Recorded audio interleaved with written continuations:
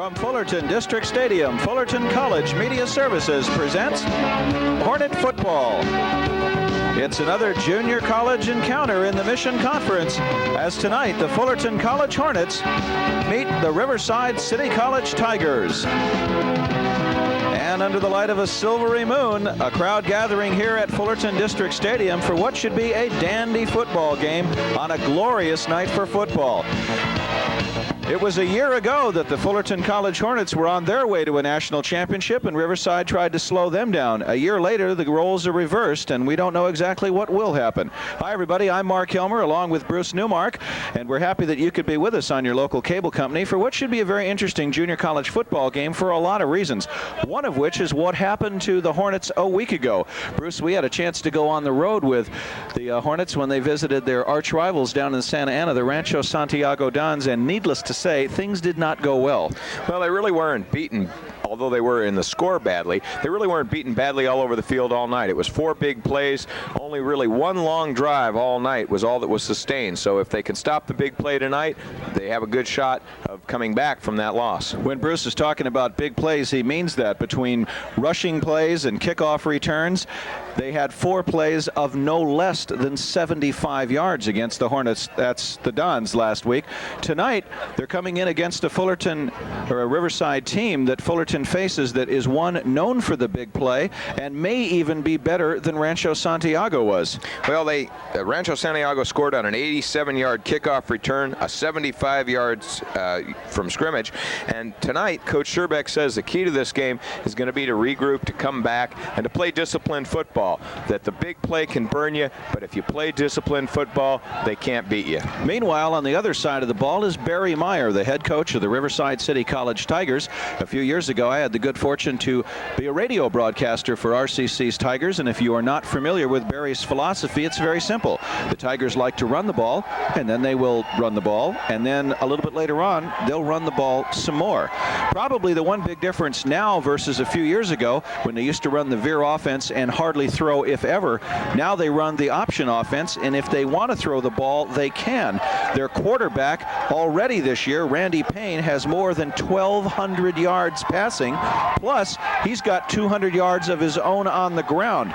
And that could be the big problem, Bruce. Well, the big problem, of course, is that they don't run the option at Fullerton College. So when you go into a week of practice trying to get ready for this, you've got to try to figure out how you prepare for what you're going to see that week in the other side of the game. The pass is effective because you're able to only pass when they only pass coming out of the option.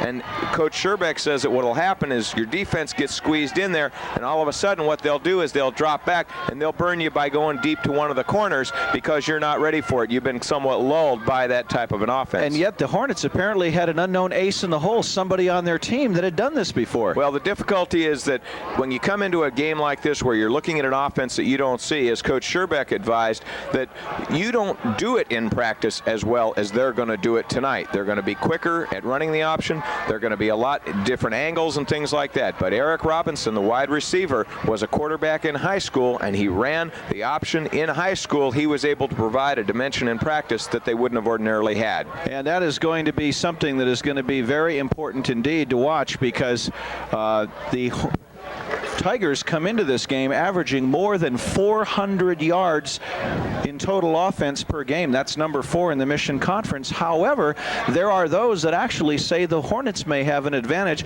They come in tonight with a number 3 defense in the Mission Conference. The officials that will be trying to keep a handle on all this are Lloyd Nixon, the referee. The field judge is Rich Cobb.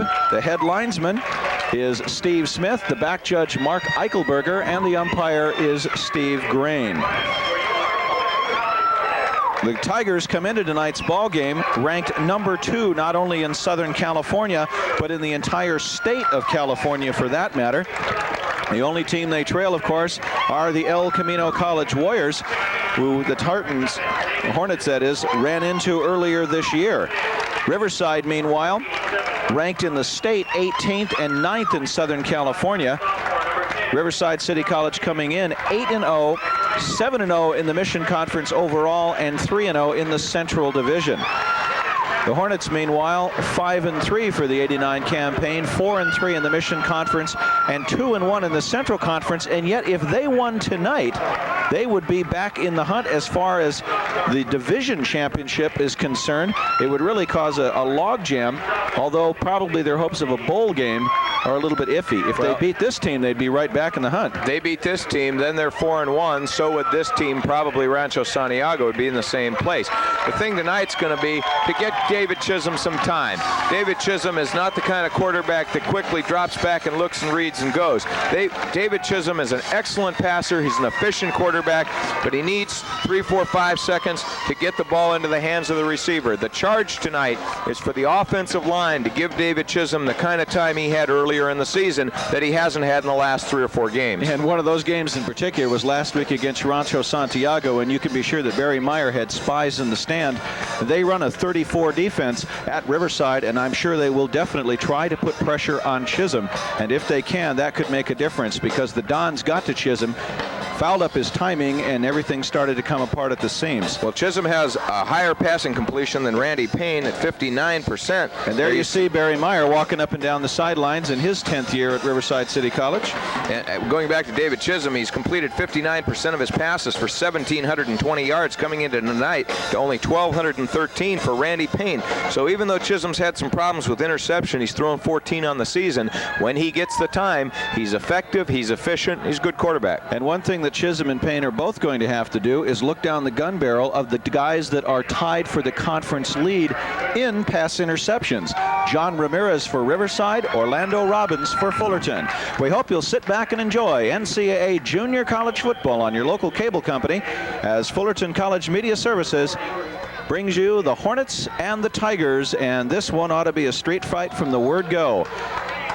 The Tigers, as you may well imagine, in black and orange on the left of your screen, and the Hornets in the home blue and gold to the right. The kickoff to the Hornets. It will be taken back on the 2-yard line for the Hornets by Joaquin Garcia. And Joaquin out and into the pile at about the 21-yard line. So a 19-yard kickoff return for Joaquin Garcia. And the Hornets will set sail from there. They'd won 4 in a row up until the Santiago game, and then things did not go well. There you get a look at the interior 5 for the Hornets. Tell you about the skill positions in a second. Chisholm looking for time. He's got it tonight, at least on that play. Down the field, wide open is the tight end, Rob Coons, out to the 41-yard line. Gain of 20. That's a good play, and it's probably got a message behind it. Well, I'll tell you, one of the messages was to Pete Tuasasopo by Matt Nicola.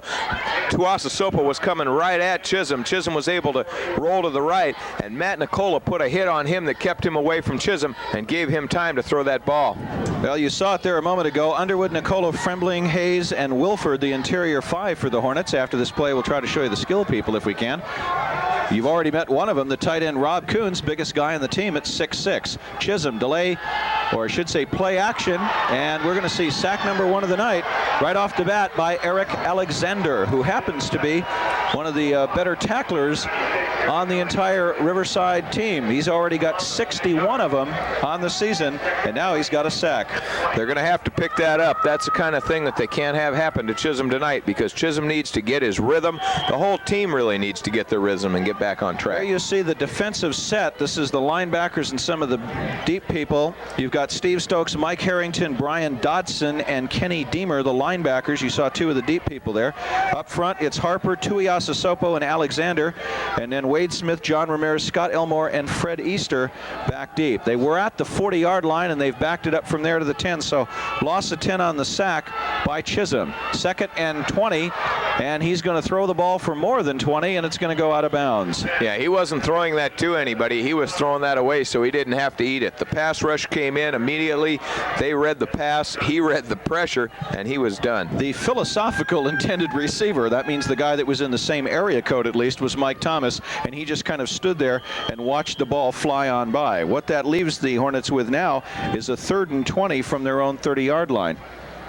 They're going to have to start cranking in on this offensive line. They've got to block him, and they're having trouble. That defensive line, Eric Alexander at 225, Tuiasa Sopo at 265, and then Will Harper at 235. You come behind that, your linebackers are all over 205 pounds. Chisholm sets a man in motion. That's Tony Goulet heading up the screen. Delay handoff to the main running back for the Hornets, Jeff Andrews.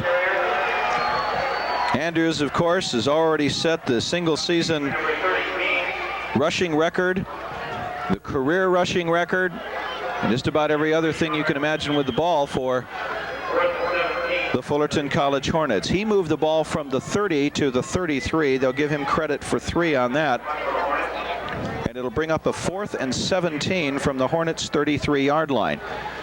Missing tonight is Kevin Leone.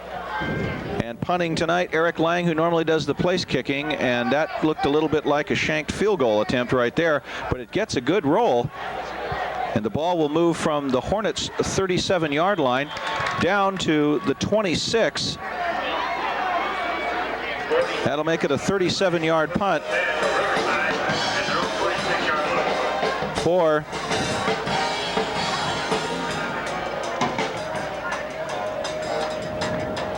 .37-yard punt for Eric Lang. Here's the starting offensive set for the Riverside City College Tigers. Joe Tuano at the tight end spot. The wide receivers, Lyman that is, and Ron Williams. Give you the other people in a moment. 1st and 10 from the 26. The ball up the middle to James Johnson.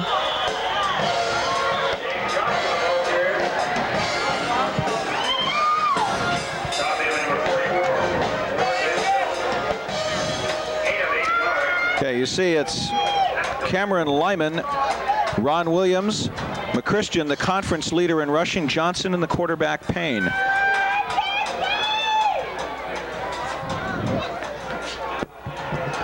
Mark, the offensive line here presents a big challenge for the Fullerton team. They average 263 pounds out there, and this is going to be a tough night for that defense. There was 8 yards gained on that last play by Johnson.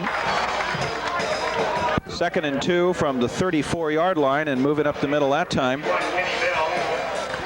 I believe it was Bell. No, I'm sorry, it was James Johnson carried the ball. Here you see the defensive set for the Hornets, Venturelli, Adams, and Capps.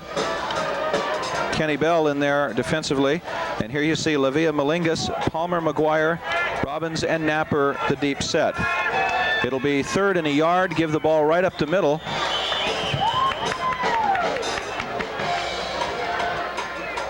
And we're going to wait for the official word, but it looks like the Tigers have the first down with ease as the ball moves from the 35-yard line out to nearly the 39. It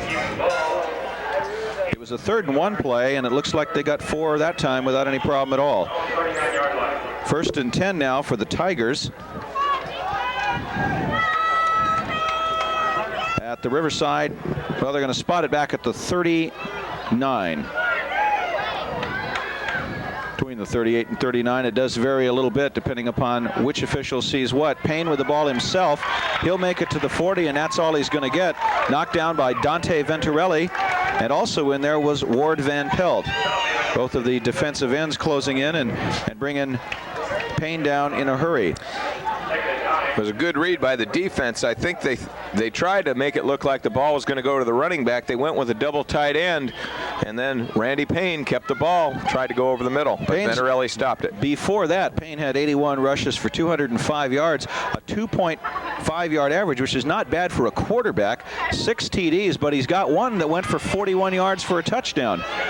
So they call it the option offense.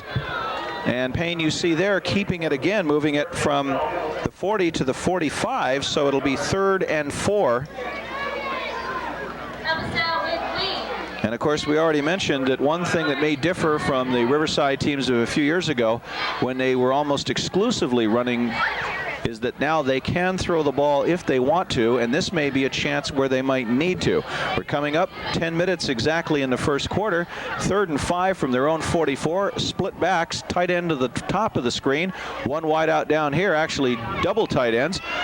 Pitch the ball back, and it goes to Daryl Christensen, who leads the conference in rushing. Daryl McChristian, I'm sorry. 5'10", 180-pound sophomore out of Eisenhower. So nice pitch back. It was a long wait for it, though. I'll tell you, it looked like Payne was going to try to pick it up himself, running laterally, and then the pitch out to Daryl McChristian, and he picked up the first down. Now, McChristian is both a rusher and a passer, and there's somebody who's going to be watching tonight, the Hornets head coach Hal Scherbeck. McChristian comes in tonight, 164 carries, 1,285 yards. That leads the conference, a 7.8 average per carry, 9 TDs to go along with it. And we're going to be seeing McChristian do this all night long. He only needs 141 yards tonight, Bruce, to become the all-time single-season rushing record holder for the Tigers. Well, that time he only got one. The defense did an excellent job.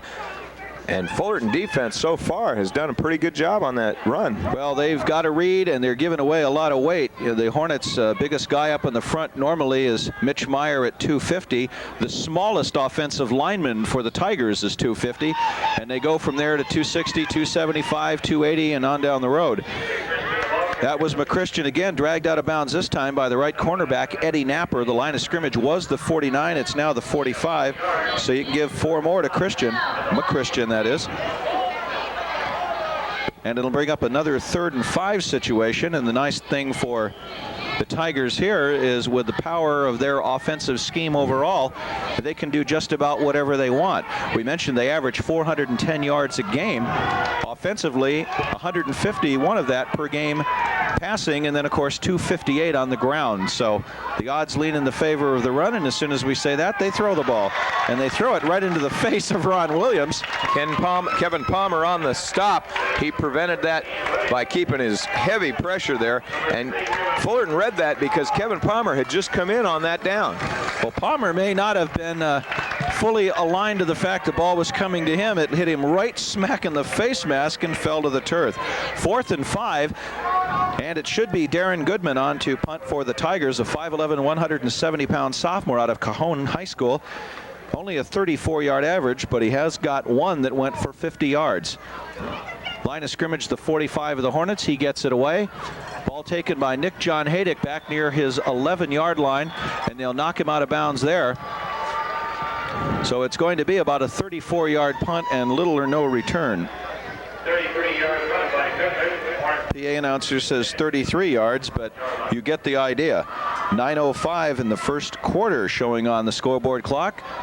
And there's no score on the scoreboard at this point.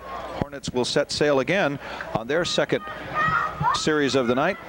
1st and 10 from the Hornet 12-yard line. So I suppose you could more or less give Haydick credit for a 1-yard punt return. Chisholm will set the line, 1st and 10. Strong to the left side, pitch to Jeff Andrews, far side of the field. And he'll step out of bounds near the 15-yard line. Gain of about 3 yards on that, and it should bring up a 2nd and 7. Andrews tonight through 8 ball games, coming in rushing. 141 carries, 722 yards, of 5.1 average, and 8 touchdowns. 2nd and 7 from the, make it 2nd and 6 from the Hornets' 16-yard line, so they'll give him credit for nearly 4 yards on that. Single setback this time.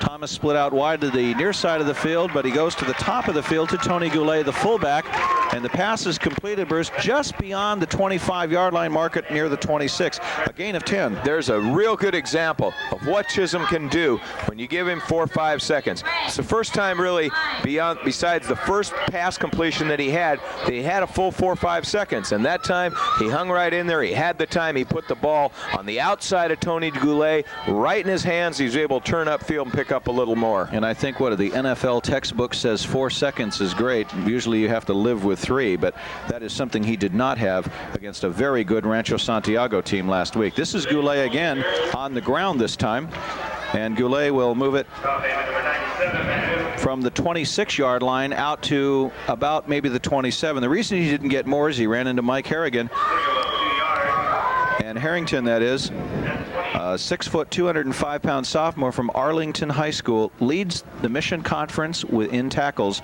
That was tackle number 82.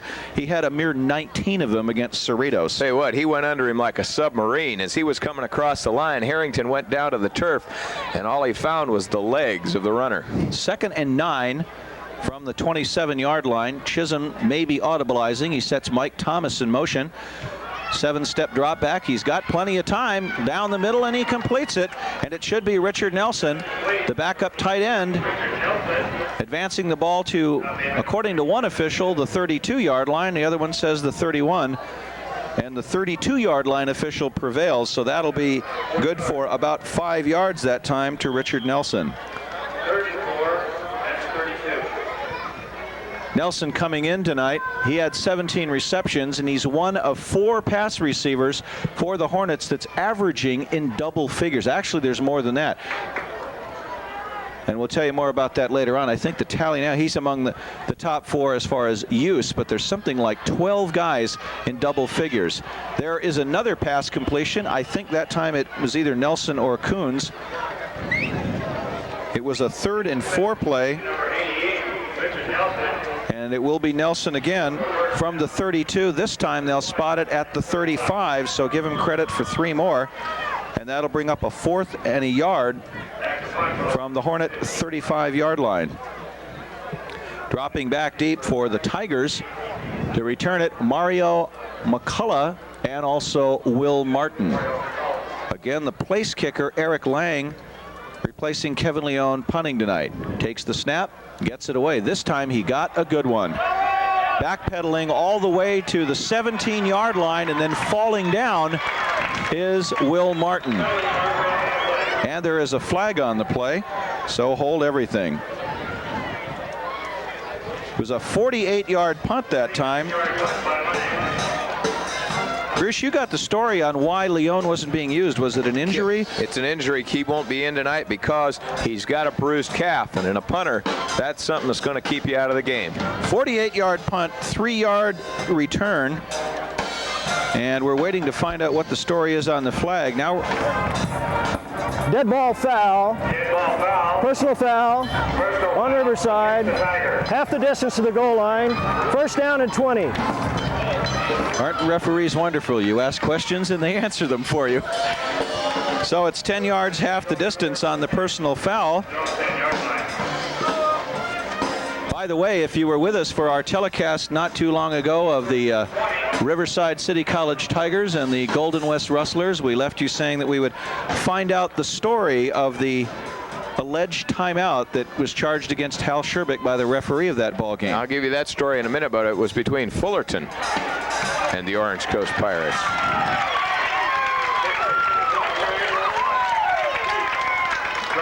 To put a little drama into it, when we last left you, there was a controversy about whether or not the Fullerton coaching staff had called a timeout in a controversial unsportsmanlike conduct call on the sideline of Fullerton College.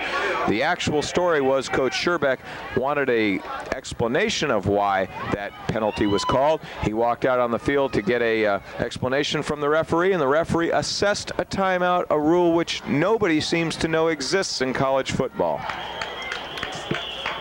That was a 2nd and 21-yard play that time for Riverside's Daryl McChristian.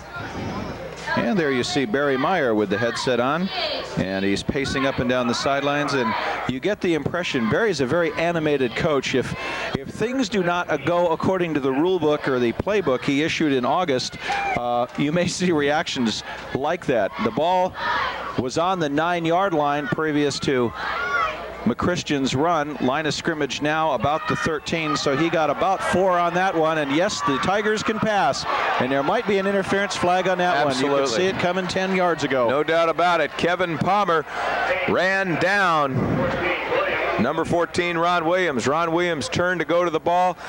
Kevin Palmer was behind him. He didn't look back at the pass. He didn't look back at the ball, and he just ran him over. I think what happened, Bruce, is he ran into Williams' legs, and then that caused him to fall forward, but it doesn't make any difference. That was textbook pass interference, well, and what a good happened, call by the officials. So what the officials saw, It still remains 3rd and about 2. interference on the defense, automatic first down. Okay, thank you. So the line of scrimmage will be moved up to the 27-yard line from the 13. And the Tigers will move from there on the pass interference charge against the Hornets. Fumble ball, bad snap, and they're going to lose a little. Looks like Payne got the problem back himself. Not sure whether it was Payne or one of his offensive linemen. Payne fell on the ball. It was a bad snap. He didn't get the handle on the ball, and when he knew he lost it, he went down right immediately on the ball, but he's going to lose 4 yards. So they'll move from the 27-yard line. Well, actually, take a look. There you see Payne fall on the bad snap himself. They just didn't make a connection. 5:09 and counting down in the first quarter. Split backs, double tight end set. And Payne calling out the signals. Fakes to one back, fakes to the other, and gets sacked in the backfield by Dante Venturelli. But in there first was number 27 for Fullerton, Kevin Capps. Capps went in, rattled him, and then Venturelli came in and took him down. They tried to fake the handoff. They went for the option, and it didn't even phase the Hornets. They knew exactly what was going to happen, read it all the way, and took him out. Ball is back to the 18-yard line, so it'll be a loss of 6 on the sack of Payne. Brings up a 3rd and 19. On that fumble, that's something we want to look at later on the game for Fullerton. They may have an opportunity for that to happen later on too. Gene Shute, their long snapper, is out tonight with a hyperextended knee. So that's something they're going to have to guard against later on. Payne getting ready to take the snap, and there's a whistle before they get started. And it's caused, that is, by a timeout by the Hornets. If any traditions continue in the Inland Empire from the past, that's one thing that used to be a major problem for the Tigers in the days when they used to run the veer offense.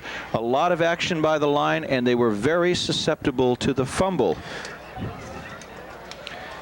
Well, that time not only did they have a fumble, they also had a sack on that drive, and with a penalty they lost a lot of yards. This is the standings in the Central Division of the Mission Conference. It works a lot like one of the conferences in the NFL. There's 3 different divisions.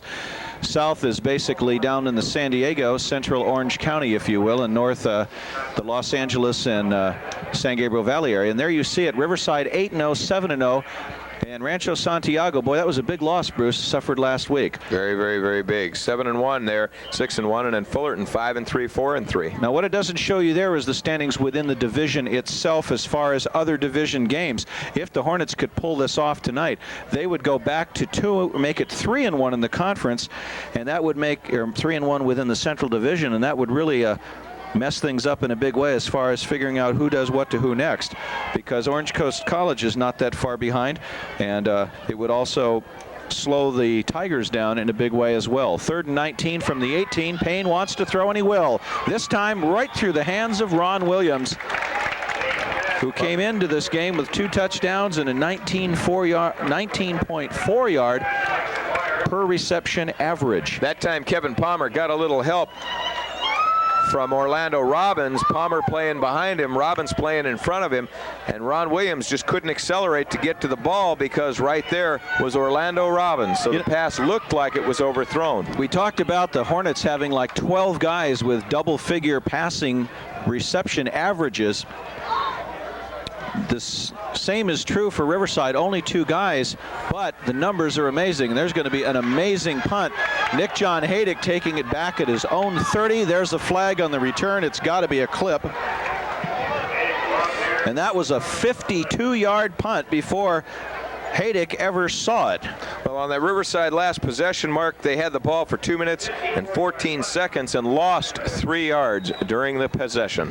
Say that one more time. They had the ball for 2 minutes and 14 seconds and lost 3 yards during the possession. needless to say, the Hornets are slowing down the bus. So you expected to see a dynamic running game from the Riverside Tigers tonight. So far, they've done an excellent job of shutting that down. And on the long pass that comes off, being able to run the pass off the option, they've stopped that on too. The return, first down and 10. Well, Nick John Haydick got the ball, Bruce, at the Hornets' 30-yard line. Then he lost 6 yards, and they clipped as well. So the way it looks at this point, at 3:56 of the first, is that they lost 15 yards approximately on the clipping of the return, and they will start now 1st and 10 from their own 14-yard line. The man with the ball, you've seen him before, Jeff Andrews. He's across, I believe, the 17-yard line. They'll spot him actually close to the 18, so they'll give him credit for 4 on that. 2nd and 6 at the Hornet 18-yard line. No score. 3 minutes and 35 seconds left in the first quarter. Mark Hilmer along with Bruce Newmark and our Fullerton College Media Services sports crew. Glad that you could join us for some junior college football. A game that, frankly, after what we saw a week ago at Santiago, when the Hornets played the Dons, we expected could have been a brutal ball game, and yet, as we mentioned in the pregame activity, it was really 4 plays that destroyed the Hornets. Other than that, there was really only one long sustained drive of the night, and the Hornets lost 35-10. Mike Thomas, the receiver on that play, his first reception of the night. And they'll move the ball from the 18-yard line more than 10 yards. The sticks are moving. He got a first down. Sure did. He did it was a great fake to Jeff Andrews. It caught the Riverside team looking. The ball goes to Mike Thomas, and they get a first down. Well, the line of scrimmage originally had been the 14-yard line. Now it sits at the 25. It was a gain of 7 on that play by Thomas. And 1st and 10 for the Hornets from there. Chisholm doing a good job of moving this offense early in this quarter. And the offensive line of Underwood, Nicola, Frembling, Hayes, and Wilford doing an outstanding job of giving him time. Haydick in motion. If Chisholm's got time, that may be all he needs. Because when you can give the ball to that guy and throw to the core of receivers they've got, frankly, Bruce, so far this is not the game we expected. Well, it may be the game that we should have expected. Talking to Coach Hal Scherbeck in the pregame, there's one thing about Coach Scherbeck we've learned. When you ask him a question, he says, well, maybe if. Usually the ifs are what's going to happen. He said the charge tonight was of the offensive line to be able not only to protect Chisholm, but in the cases where they run the ball to open holes for Jeff Andrews. You've seen the time he's gotten, that Chisholm's gotten. There you saw a hole opened for Jeff Andrews. 2nd and 3 on the 7-yard gain by Andrews. You don't get to be the winningest coach in JC football if you can't come back after a tough loss. Andrews comes right back into the fray on that one. Moves the ball from the 32 to the 34-yard line. So he gets 2 of the 3 that they needed, and it should bring up a 3rd and 1 from the Hornets' 34-yard line. 2:05 in the first quarter, no score. And these are teams that well, before we get to that, we gave you those numbers a little bit earlier. The important thing for Andrews and for the running backs of Riverside is the average per carry. Anytime you're over 5 yards, you're doing something. The Hornets come in here scoring-wise, averaging nearly 29 points a ball game. Riverside over 30. And so far, nobody's done a thing. Nobody's going to do anything on that play because there's a flag. Yeah, I think there's a hold on the offensive line. Andrews was the ball carrier, but don't add this one to his lifetime career rushing totals yet. I have a feeling they're going to bring it back. Nice run. He ran up a hole on the left side. I have a feeling the hole was on the left side. Motion. They're calling motion. Well, that's only 5 instead of 10. I think they'll take it. So scratch the 3rd and 1. They lose 5 on the motion penalty, and it's 3rd and 6. When what will be the Hornet 29. Well, so far Fullerton with 34 yards and penalties already in the first quarter. These are things we've been watching during the course of the season. Fullerton's had a little bit of problems with penalties. Tonight already 34 yards. Well, not compared to, of course, last year. That was one thing that really cut into the Hornet team then, but they were so good a year ago that they could actually get away with more than 100 yards in penalties per ball game. This team, a younger squad than a year ago, might not be able to do that, but they have improved it somewhat from the '88 season. Nice pass from Chisholm to his big tight end, Rob Coons. This is a big target at 6'6", 235, but this one may also be just for looks because there's a flag on the far side of the field by the head linesman, and the direction the Hornets are walking in would indicate a problem again. Guess what? Motion one more time. Yeah, now see, that's the thing Coach Scherbeck was so concerned about. He said that in order to beat a good team and in order to not have a repeat of last week, you've got to be a disciplined ball team. They're a good example. Illegal motion on the offense, still third down. There's a good example on 2 succeeding downs of a lack of discipline. You can expect to see a holding penalty periodically at any time of the year, but I think any reputable football coach will tell you that when you're in the 9th game of the season, a motion penalty is just not something you need. Well, especially with holding. A lot of times holding, you got to hold because a guy gets past you because you get physically beaten. The only way to keep your quarterback alive maybe is holding. Between losing your quarterback in a sack and getting a holding penalty, sometimes you're better off taking the hold. 3rd and 11 now, back on the 24. Chisholm looking downfield. He's got a variety of receivers to throw to. One of them that almost became the receiver was Mike Harrington, the inside linebacker for the Tigers, and that was not by design either. So we end up with 4th and 11, and the Hornets are moving the ball consistently in consistently the wrong direction. That was not a terrific drive for him, and as you said, a gain, actually a loss on that possession of 1 yard. Well, while they set up this punt, this is a summary of penalties for the Hornets in '89. We'll let them kick the ball first, and then we'll get back to that, but that has been somewhat of a problem. Eric Lang gets it away this time. Line of scrimmage was his own 24. The ball will be taken right at the 45, and immediately Will Martin gets the Fullerton Howdy, and he will go nowhere.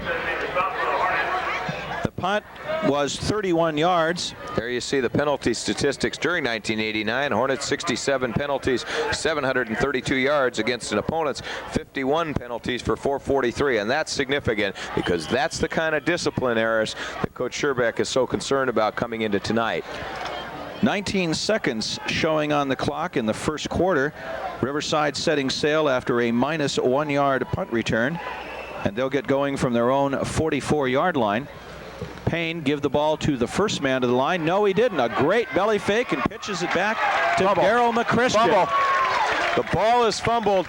He's thrown to the field. It's recovered by Keone Malingas. But did the ground cause the fumble or not? And the player that fumbled is injured, and I have seen no indication that they're giving the ball to the Hornets. I can't believe the ground caused the fumble because as he was thrown, it looked to me like he lost the ball prior to the time. That could be critical for Riverside. Well, Daryl McChristian is out of this game or hurt. Well, he's the one that took the ball, frankly, and there's another example of I don't know if we've got it on replay or not. We might be able to. Let's take a look at it. But he was slammed, and it appeared to me he lost the ball as he was thrown toward the ground. There's the great belly fake. Right here.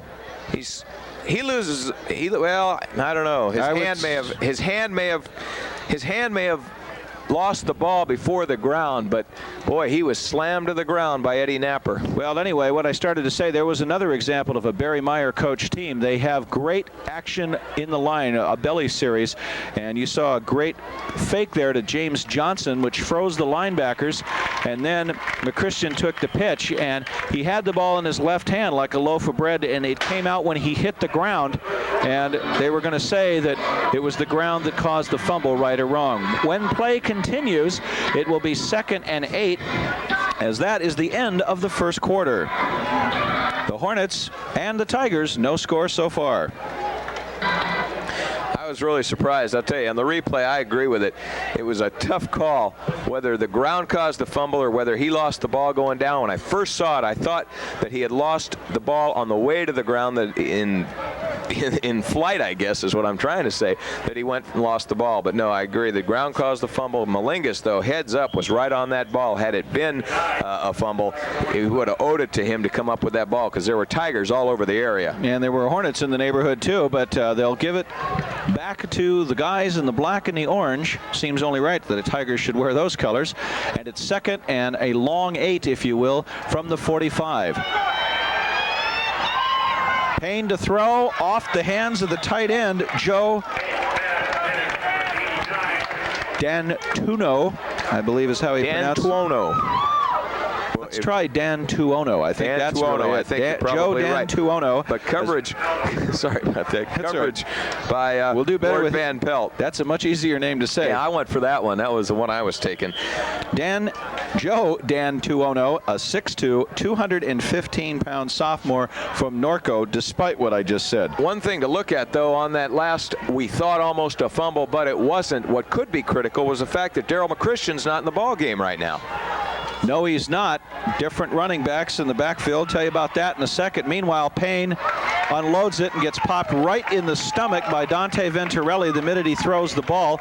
The intended receiver was Ron Williams, and he was out of bounds. So what may be of more note, and Bruce, you're keeping a tally on drives, the Hornets have shut down the Tigers big time on that drive as well.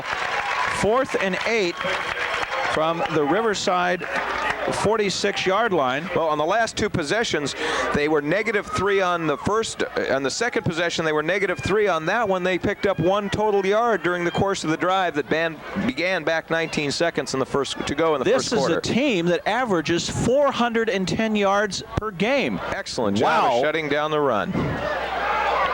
Nick John Haydick backpedaling at the 8. I don't know if I would have gotten near this ball, but he's got a lane. Haydick, the track man, back to the 34 and knocked up in the air then by Riverside's Donnie Markham, or he would have been long gone. I was just about to say. I said because he found a seam along the right side of that field. He made that cut up at the 40-yard line, or the 34-yard line, and had Markham not stopped him, he was going for 6 points. Take a look at this. It was a 46-yard. It was a 46-yard punt, and the book says you don't get near the ball inside the 10. But take a look at this. He actually has to drop back 3 or 4 yards, and he waits for that one block right there, finds a seam along the left side, cuts up, makes a cut, and bang, that's the touchdown saver right there. 14:34 left in the first half. Hornets setting sail from their own 34. Jeff Andrews with the block, and he'll move it up to the 40-yard line. Gain of 6 on that one. Somebody down for the Riverside team, and he looks like he is in obvious pain. We'll try to find out who that is in a moment. Going back to that last drive, the other thing that happened was the Tigers only held the ball for 30 seconds. It began back 19 seconds in the first quarter.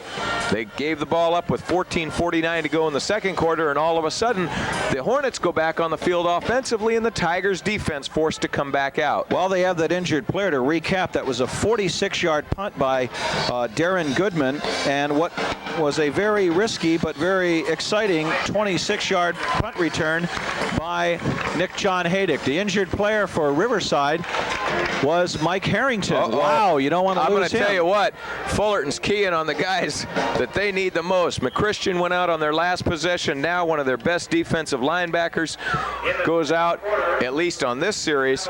This could be tough times for Tigers if they don't get these guys back. A gain of 4 on that play.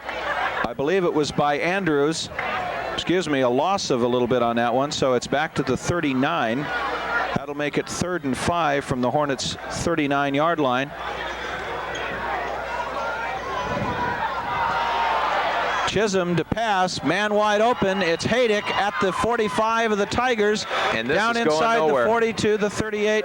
There's a flag on the field, and I'm afraid this may be called back, and if so, that's going to be a shame.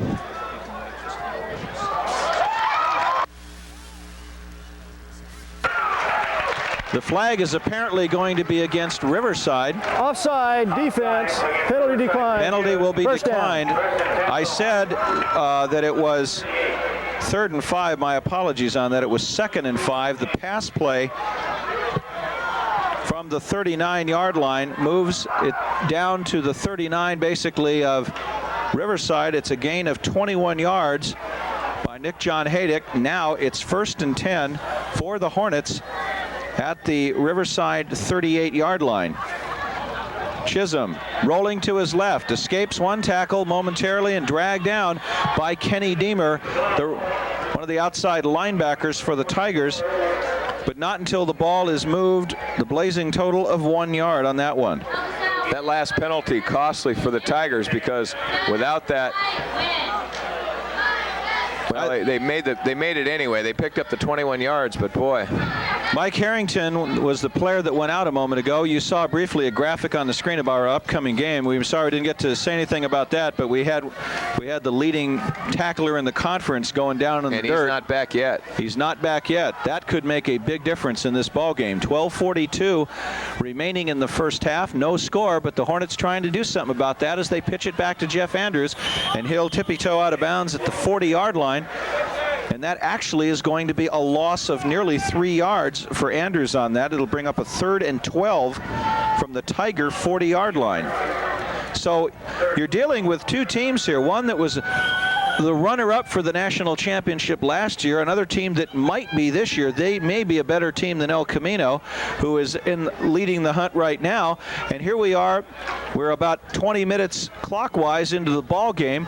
One team that averages 410 yards a ball game, the other one 373. The two of them together, collectively, we expected about a 60-point ball game, and we've got goose eggs on the scoreboard. Chisholm backpedals, looks downfield. He's got a man wide open, and I think it's Thomas. Touchdown. No. It was Chuck Wilford. Wilford was the man on the far side of the field. They put Thomas in the slot position. Wilford went wide left. Wilford went for the roses, but it just slipped through his fingers. You notice I said touchdown. It was in and out of the hands of Chuck Wilford. Unbelievable. He did all he could. Chisholm there showed just what a great arm he had. He actually overthrew him. Wilford doing all he could to accelerate to get into the end zone. Take a look. Wilford wide. You see Thomas there in motion. He was down in the slot. Sidelines on another play. It's again that trick play that we saw. It's again the trick play that we saw in the Orange Coast game. Stepping onto the field for the Hornets that time was Kevin Thomas. Penalty flag. So they're going to bring it back. It's the same play we saw a couple weeks ago, where Thomas apparently just kind of steps on the field from the sidelines, and the pass is made to him. But unfortunately this time we've got unsportsmanlike conduct against the Hornets, and it's all for naught. Let's see if we can pick up how this happened again. They tried this in our last telecast, and it caught the Pirates napping. Dead ball, unsportsmanlike, 1st down and 25. So they will get credit for the play, however. The line of scrimmage now will be the 33-yard line, and it'll be first and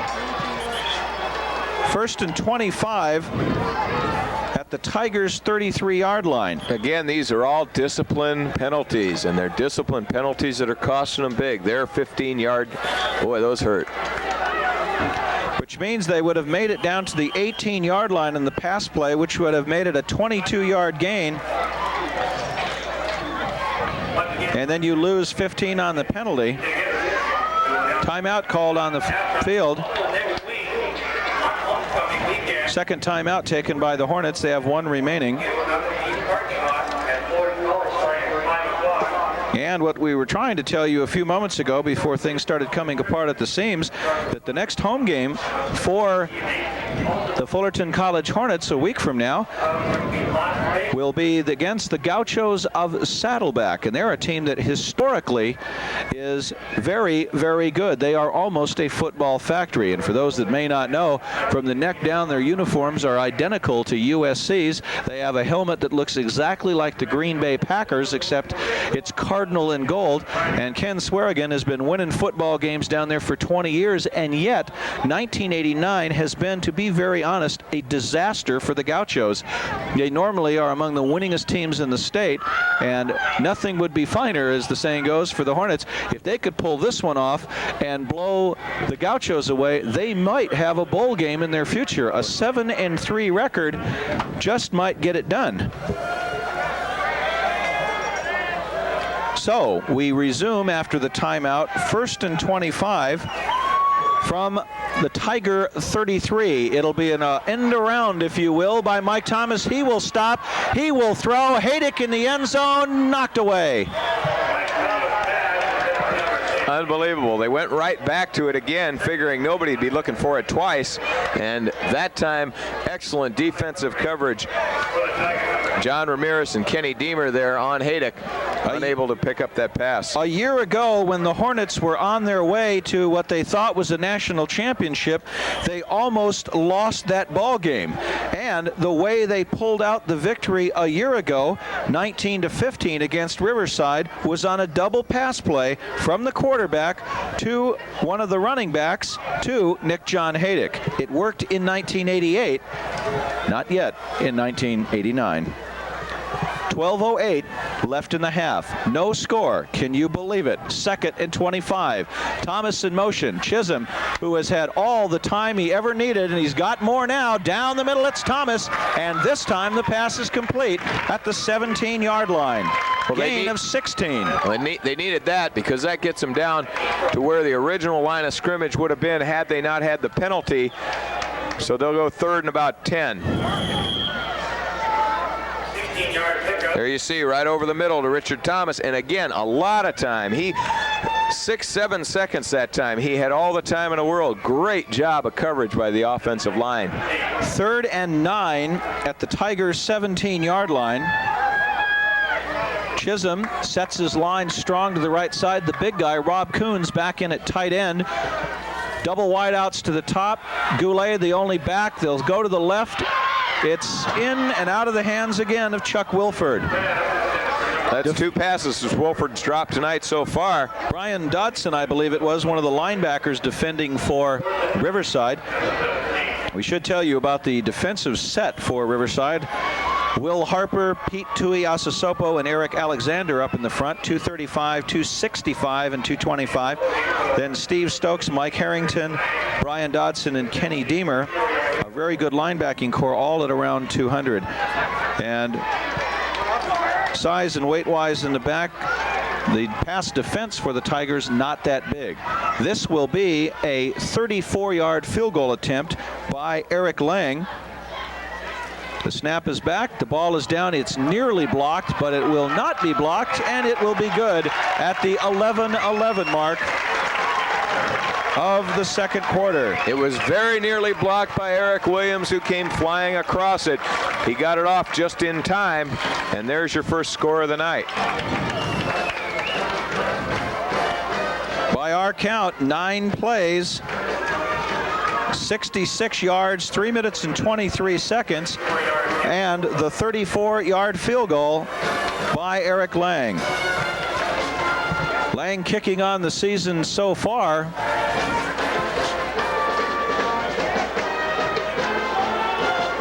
Well, we had that note on him here somewhere. I'll find out where we put it in a moment. But as far as his scoring goes, that will take Lang up to 66 points. And he's now 13 of 17 in field goals for the season. And the Hornets lead 3-0. And who would have believed when these two teams came together that you would end up with a 3-0 score with nearly 20 minutes of regulation play expired so far. In a way, it really helps the Hornets if the score is lower. They have the better scoring average. From the 11-yard line, bringing it back for the Tigers is Will Martin. From the 11 out to about the 33. So it'll be a 22-yard return for Martin. Those are the kind of things that has got to get Coach Scherbeck's heart up in his throat, because last week with that 87-yard kickoff return, you don't want to see these guys running one back 22 yards. You don't want to see them running them back at all. Once they get that acceleration, it can be trouble. 1st and 10 for the Tigers going the other way. They would not want to go in the locker room trailing at all like this. And I think they may be somewhat surprised. I am surprised at how easily they are being stopped. Now, here is an example of power versus finesse, because on Daryl McChristian's rush that time from the 33-yard line, he moves it out to the 35. His offensive line averages 263 pounds, and Mitch Meyer is the biggest guy in the defensive set for the Hornets at only 250. And of course, now it's key that Daryl McChristian is back in this ball game for the Tigers. Call it a 2nd and 8 from the Tigers' 35-yard line. 10.5 left in the half. Moving up a little bit closer, Ward Van Pelt. They got him in at a linebacker spot this time. Give the ball off this time to Mark Wilson, a freshman running back out of El Dorado High School in Nevada. And I believe it was Mike DeClark in there to make the stop this time. Sure was. Mike DeClark came straight across that line and got Wilson. And just an excellent job stopping the run. Not what we expected to see at all. We thought the run would give some fits to the defensive line because of the offensive line size and the holes that they could open. But so far, man for man, the Fullerton team doing an excellent job. 3rd and 8 inside of 10 minutes now remaining in the first half. Double wideouts to the far side of the field, double tight ends and double running backs, and they'll go to the right side to Cameron Lyman. Now this is a guy, we told you earlier about Ron Williams' pass per catch average of 19.4. How about this one for Cameron Lyman? 17 receptions, 471 yards, 27.7 yards per catch. And a big one right there. They got everybody looking. It appeared that the ball was being run through the line by Daryl McChristian, and Payne did a great job of holding onto that ball, making it look like McChristian already had it, and then throwing to Lyman. Lyman only got 16 on that one. Payne in a rolling pocket. He's got one blocker and 2 guys chasing him, and down he'll go at the 49-yard line. Ball's loose, but I don't think it's going to stand. Wait a minute, though. No indication from the officials. All right, the head linesman says it's going to stay Tiger ball.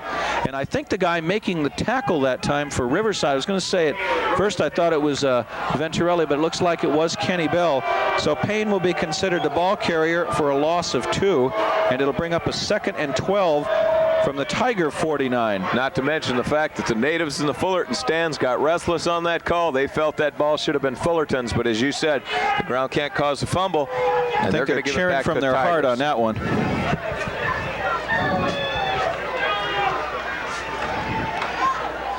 Split backfield, double tight ends again, one wide out to the near side of the field. And Payne will pitch back to McChristian. Off the right side, Hornets in hot pursuit, and they'll drag him down by the time he reaches the Hornet 43-yard line, so a gain of 8 that time by McChristian. It'll be a 3rd and 4 play now after that 8-yard gain at the Hornets 43-yard line. Pass to the near side of the field to Joe Dan Tuono. We got it right that time. And he was stopped. I'm going to take the easy way out by Eddie Napper. Napper stopped him the minute he made a reception, but he did pick up the first down.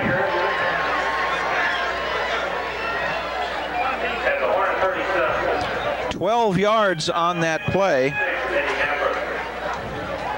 And it'll give the Tigers another first down, this one at the Hornets 37-yard line.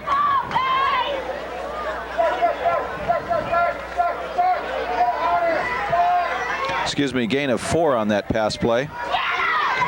Now it's 1st and 10 from the 37. Man with the ball is Mark Wilson, fellow we told you about from the high school in Nevada that has the same name as the high school in Orange County, El Dorado.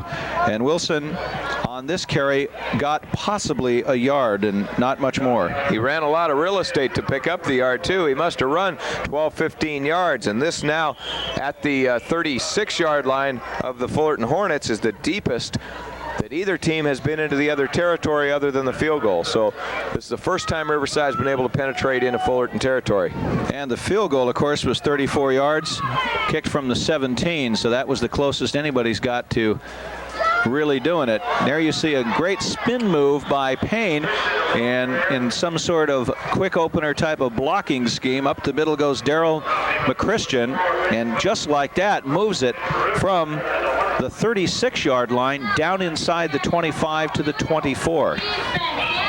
Well, you know, there's a few things. It's been probably 5, 6, 7 years since we had an opportunity in person to see the Tigers from our old radio days out there with them. But even though the play scheme is different, there's certain trademarks that Barry Meyer is known for, and that's another one, is that quick little open play right up the middle, and they can strike like lightning. And there you see the same type of thing again He was running that play in his first year as head coach, and it's running it again.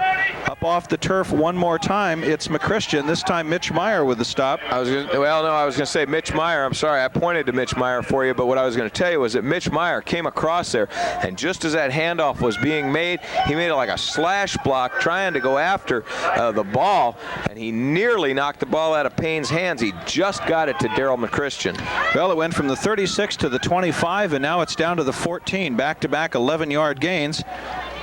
And now it's 1st and 10 at the Hornet 14-yard line. This time, they get little or nothing. I believe it was Dante Venturelli making the stop. We'll have to wait till they unpile and unwind down there. One of the guys getting off the pile is Keone Malingas.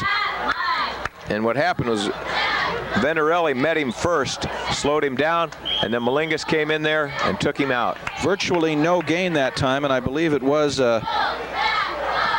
McChristian. 2nd and 10 for the Tigers at the Hornets 14-yard line. 5 minutes and 20 seconds remaining in the first half, and it's only 3-0. Hornets on top of the Tigers. They set another double tight end line again. This time Payne wants pay dirt through the air, and his receiver stopped at the goal line. The ball hit the ground 8 yards in the end zone. Intended receiver, the guy with a 27.5-yard average, Cameron Lyman. The thing that's so amazing is those linebackers for the Hornets, they're like bookends. They both came out of the same high school, and they are so fast. They're like the same player. They come up, they can meet the run right now. It's unbelievable to watch. They are named Mahi Lavia and Keone Malingas. Try that 3 times in a hurry. Bookends. Both out of Western High School, and as Bruce said, very quick for linebackers. 5:11 on a stopped clock, double tight ends, split backs, and 2 wideouts over this away. Payne, fake it to one man, do it himself, and I think they're going to bring this one back because most of the team left before Payne snapped the ball. There's another flag, so it looks like we may have motion and an editorial reply as well. This could be offsetting penalties. Well, Mitch Meyer made the first contact with McChristian and slowed him down. Now, Payne is saying that it's against this man's team right here. Hal Scherbick waiting for the verdict from the court. And now kind of going over there to peek over their shoulder is Mahi Lavia. I could see possibly the third flag being against someone for Fullerton, but the other 2, one was put on by the head linesman and the other one by, I think, the field judge through the first 2 flags. So I thought we had motion for sure. Here's the whole story from referee Lloyd Nixon. Turn your switch on, Lloyd. Okay. Offsides on the defense. Dead ball, personal foul against the Hornets.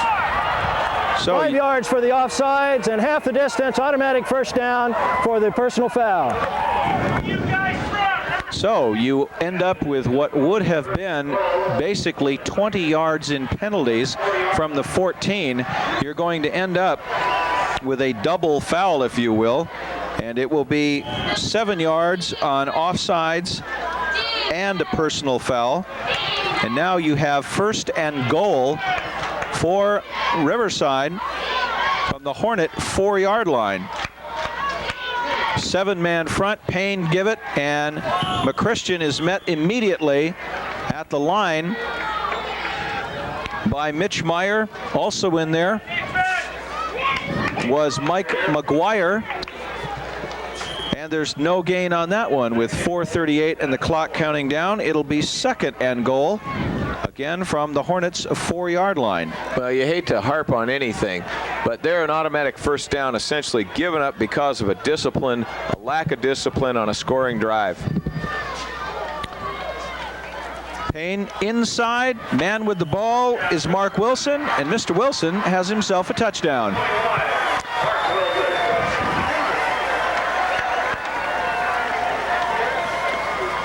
Well, the drive began way back on the Tigers' own 33-yard line, and 67 yards later, and a fair amount of time as well, which is going to come out to nearly a 7-minute drive. We'll give you the whole play total and everything in a moment while Darren Goodman comes in and tries the conversion.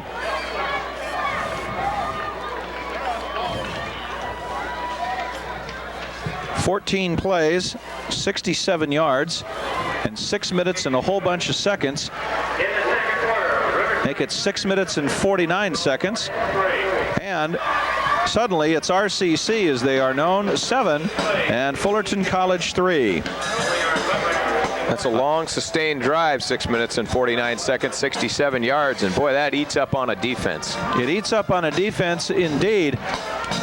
That's the downside of it. The positive side of it is that it take them that long to score against the Riverside defense as opposed to the big play like last week.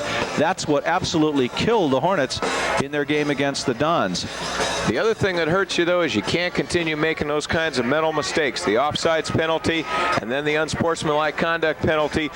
The unsportsmanlike conduct penalty, a definite discipline mistake. The mental mistake on the offsides, and you don't do that when a team's on the 8-9 yard line going on the way to the touchdown. A year ago, it was more than 100 yards a game, and Bruce has mentioned it's been a problem for the Hornets up till now, but up to tonight, it hasn't been a big problem, but it looks like it may be getting bigger by the moment. And this is a team, number 2 in the state, where you simply cannot do that. Of course, the Tigers with that big cat paw on the side of the helmet, reminiscent of the Tigers of Clemson, and they kick the ball off to the Hornets down the field and taking it, and we got another flag. That may be Nick John Haydick took it out of bounds at the 14. Now, did he catch the ball out of bounds, or did the kick go out of bounds? I think he may have caught it out of bounds, and they may be bringing that punt back. Well, the kickoff, wait and see. Or the kickoff back, rather. I don't see why there would be. Well, if he caught it out of bounds, then that answers the question. They will bring it back and try it again. It will be offsides or procedure or whatever you want to call it.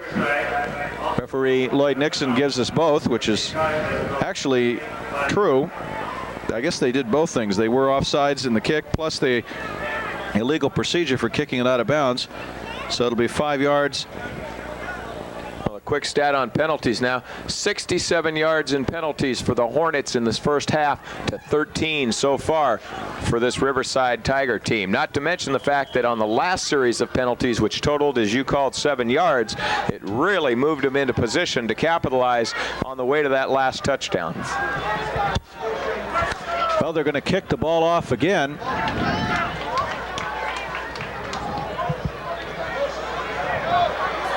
And Haydick caught the ball and kind of tippy-toed like, well, I was out of bounds, let's get 5 more on the penalty. And this time he's going to be considered as returning the ball. We've got an injured player. While they do that, Bruce, you can reach for your handy-dandy calculator there, because up to tonight, the Hornets had 732 yards in penalties in 67 efforts, and that comes out to an average of 10.93 yards per penalty, and those are big penalties. Those are. Let's try it one other way. What I was driving at was 732 yards in penalties divided by 8. Well, now we're going to game. That's 91.5 yards a game. But the other way, we have 67 yards in penalties for the Hornets now, and there's still 4 minutes and 15 seconds left in the first half. The other stat's interesting too, because you've got over 10 yards per penalty. There you see the next home game, November 18th, 7 p.m. Fullerton versus the Saddleback team here at Fullerton District Stadium. But injured player briefly was Scott Elmore, one of their defensive backs, but he is apparently okay. To go back to your other thing, 10.9 yards in penalties. Those are not little mental mistakes, procedure calls, things like that. Those are things, big discipline mistakes you can't keep making. 1st and 10 for the Hornets at their own 21, 4:15 left in the first half. Andrews, the ball carrier, and as he goes by the line of scrimmage, he is tripped up from there, and we've got a little discussion about activity, various people's ancestry and things down there, and one of the Hornet lineman was wise enough to kind of back away, feeling that he could have been tagged again for another one. Not to mention the fact that he might get tagged with Pete Tuiasosopo, and he's 265, and the penalty might be the least of what you got from Tuiasosopo. He is a large person indeed. If it was basketball, we'd call him a wide body. The gain of 2 by Anders, 2nd and 8. Rolling to his right, David Chisholm, and he'll do it himself. He's got almost enough for the first down, but not quite. He'll put it down at about the 30.5 yard line, and they needed to get to the 31. This should be 3rd and less than a yard. Chisholm looked real good there. That time he had time, he rolled out, he couldn't find a receiver, he had good field vision, and he looked at the field real well, saw the running room. Take a look here. He looks the whole field over, he looks the receivers, there's nowhere to go, he tucks the ball, and he goes upfield, and smartly he goes right across before he gets tackled. He did a great job looking upfield. Hal Sherbick must have done a great job with this young man because, frankly, he really looked disheartened a week ago, and he has more poise in this game tonight than he has had all season. Ball to Andrews, flags everywhere. Well, you know, you come off a game like we saw last week at the Santa Ana Bowl, and that's the time to really come into a game like this where you're playing the #1 team in the conference, and you got to suck it up. You got to come back in here, and you've got to look like a good football team. Offside defense. First down. Well, there's a great gift for the Hornets after what's been going on. The crowd kind of collectively took a deep breath when things happened there. And they'll take 5 yards on the offsides by Riverside. And frankly, I don't think there were 12 people in the stadium who thought that penalty was against Riverside. 1st and 10 for the Hornets at their own 35, 2.5 left. I'm sure they'd love to launch one and come away with some points now, but still 7-3 to a team like this coming in 8-0 is not bad, and Chisholm looks terrific tonight. Chisholm again on his own. He will do it his own. He'll get hit at the 37 and dragged down there by Kenny Deemer. And they may spot him to the 38. That would give him 3 more. At that time, Chisholm, although he did a good job of running the ball, he didn't look upfield. He didn't have that field vision that he needs to have, and deep down the field. Well, he looked up, but when Wilford. he looked, nobody was open. By the time that Wilford was open, he had too many Tigers in the neighborhood to stick around. But in all honesty, Bruce is bringing up a good point. We noticed this last week, is that vision at a great length down the field has been a problem at times, which is a little bit surprising for a 6'2" quarterback. Yeah. But keep in mind, you don't get this hobby down overnight. In and out of the hands of Coons. Looked like a juggler at the 49-yard line, and Rob could not hang on to it. As you said, it's been a problem so far. Chisholm needs that time. If he's under pressure, he'll either try to go with the ball himself or eat it. He won't hang in there long enough to wait to see if there's somebody open. There was a flag on this, and we didn't see it, honestly. And it looks like it's going to be offsides defense. again at Riverside. Another break for the Hornets. So, scratch the incomplete pass, scratch what we thought was going to be 3rd down, and we end up with another 5-yard gain by the Hornets on another offsides by RCC. Second one on this drive. Second, and it's going to be about 2, well, let's call it 3 to be honest, from the Hornet 42-yard line. Chisholm looks downfield this time, and he's got Nelson open. And Richard Nelson spins and fights his way all the way down to the 33, maybe even the 32-yard line of Riverside. That was what he tried to do before. What he didn't have last time was blocking. More and more it becomes clearly evident how critical the blocking for David Chisholm is. He rolled out that time. He had great protection. They formed a pocket around him to where he was able to roll out, stay tight, throw the ball, find Richard Nelson. And that time he did what he tried to do before. 19-yard gain on what has been, frankly, a little bit of a weird drive. 1st and 10 now for the Hornets, and they'll take it at the Tigers' 33-yard line. There's still time with exactly a minute left in the half. At least they could get within field goal range. Swing pass to Haydick, back through the seam, and he almost got there, but he tried to run through 2 very large people, and strangely enough, one of them paid the price. One was linebacker Mike Harrington, the leading tackler in the conference, and if you can believe this, Nick John Haydick at 180 pounds just decked Pete Tuiasosopo, who stands and weighs 6'1", 265. Here's a swing Watch pass. this. Bang. Bang, right into it. Well, actually, he hit Harrington. I don't know who hit Tuiasosopo. Tuiasosopo, at worst case, ran into Harrington. Somebody did, and I'll tell you we got what. a Hornet player injured as well, but this was farther away. Tuiasosopo got up awfully slow, but better than that, the Hornets only have one timeout left. The ball is on the Tiger 25-yard line. There's 47 seconds left in the half, and they would have been forced to maybe call a timeout there had they not gotten an injury on the Tiger team. And I think that injury, Bruce, might be Nick John Haydick. Well, if it is, that'll hurt him. And we believe it is Nick John Haydick. Yes, Nothing real serious, but he's going to feel. Of course, if you ran into a 265-pound nose guard and a 205-pound conference-leading linebacker, you might feel it for a while, too. And that helps you. That helps you because he's going to come out anyway and shuttle a play in, and that was a timeout that you didn't have to call, and you only got one left in the half. You got a great point there. 45 as they start the clock going. Chisholm with one back and double wideouts, but you need Haydick at a time like this. Chisholm's got a whole schoolyard to throw from. Outstanding blocking by the offensive line. The intended receivers that time, well, there's actually two of them.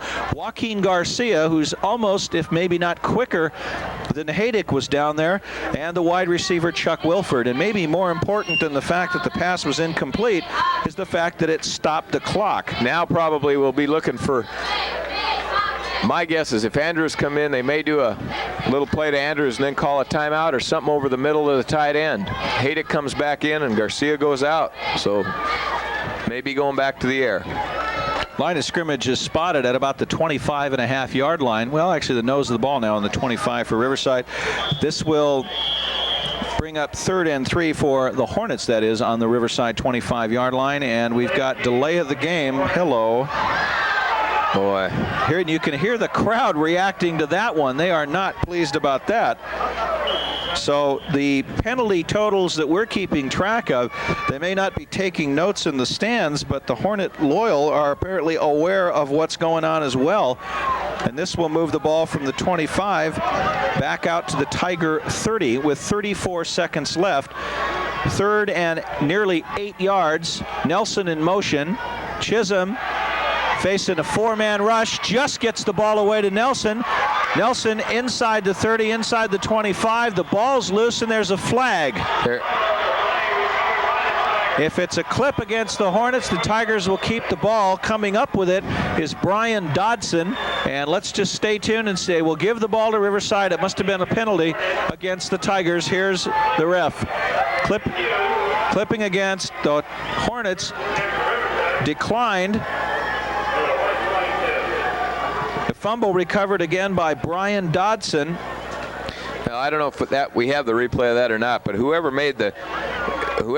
came in there and knocked that ball out of his hands did it from behind him. The whole time he played that ball, and I missed who it was, to be honest with you. He came up and I saw him do it. He absolutely just nailed the arm of the ball carrier and caused the fumble. This is Payne going to one of his favorite receivers down the far sideline, but the ball will be knocked out of the hands by Ron Williams. Chucky Bibbs back defending for the Hornets. So Richard Nelson catches the ball, and then he catches the wrath of the Tigers and gives up the ball, but at least on that play, it did not come back to bite him, and the Hornets at this point trailing by 4 with 21 seconds remaining. Well, you never Randy want to go Payne sets his line, and he's a 6'3", 210-pounder. Delay handoff up the middle, and it looks like the Tigers are going to be pleased to take a 4-point lead into the locker room. Daryl McChristian on that carry from the 22. Clock's at 10 seconds, and they don't look like they're in any hurry at all. Well, you never want to go into halftime down by anything, but for the Hornets, a well-played half defensively, and you got to be happy to stay in there after 72 yards of penalties in the half. To only be down by 4 to the #1 team, you got to be pretty happy about that. Well, they're going to take a break and talk about it. We'll take a break, and we'll be back to talk about it. You're watching Fullerton College Hornet football on your local cable station, and there's the score at halftime. We'll be back in a little bit. Back at Fullerton District Stadium, the halftime activities are just about wrapped up, and the Hornets and the Riverside City College Tigers in a very good Mission Conference matchup with only a 7-3 score at the end of the first 30 minutes of play. And there you see a Hornet of the future down there practicing field goals, which is about the only thing offensively the Hornets did in the first half. They had a 34-yarder by Eric Lang and a 4-yard touchdown turned in by one of the Riverside City College Tigers, Mark Wilson. But I suppose that the story, Bruce Newmark, in the first half, while the Tigers normally average 133 yards rushing for a whole ball game, it's the yardage on the ground that was taken away. Absolutely. Fullerton having a lot of problems tonight so far with the penalty.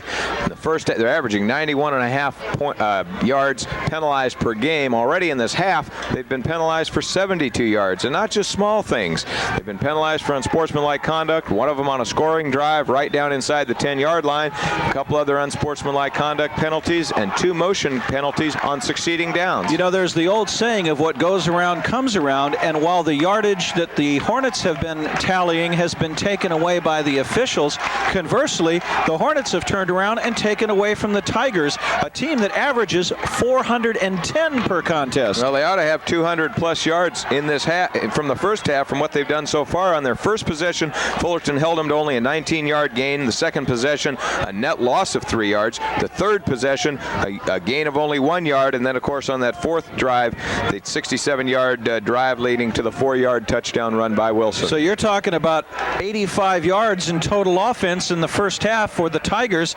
And this is a team that we mentioned with the 410-yard average per game is 4th in the conference. But I don't know if they have played a team with the caliber of the defense of the Hornets. And speaking of caliber, if you just joined us, in our first half, we put a graphic up on the screen about our next game here at Fullerton District Stadium. We hope you can make your plans to be here for it when the Hornets take on the Gauchos of Saddleback. We've said they're a football factory in the past, having a disastrous year this year where they're only 1-7. However, while this game is taking place, they are playing the Dons of Rancho Santiago that slapped the Hornets around 35-10 a week ago. At the half in Mission Viejo, the Gauchos lead Rancho Santiago 14-7. If they win there and the Hornets win here, it will be a street fight the rest of the way in the Mission Conference. The second half of this battle gets underway from the 20-yard line for Riverside City College. Will Martin bringing the ball back, and he didn't bring it back very far.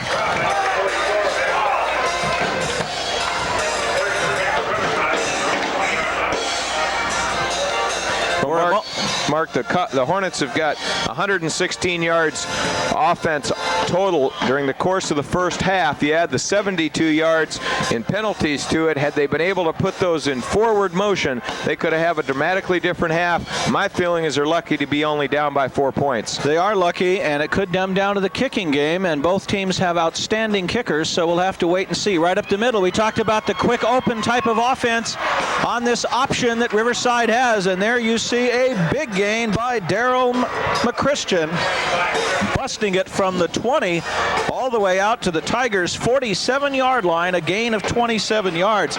And he's closing in on a lot of records. You go back 7-8 years ago, while yours truly was covering Tiger ball games, there was a fellow by the name of Tony Cherry who went on to the University of Oregon, and tonight possibly Daryl McChristian could break several of Cherry's records. If he carries the ball 39 times tonight, and he's already got about 18 or 19 in the first half, he would break that record, and he's also going after career rushing.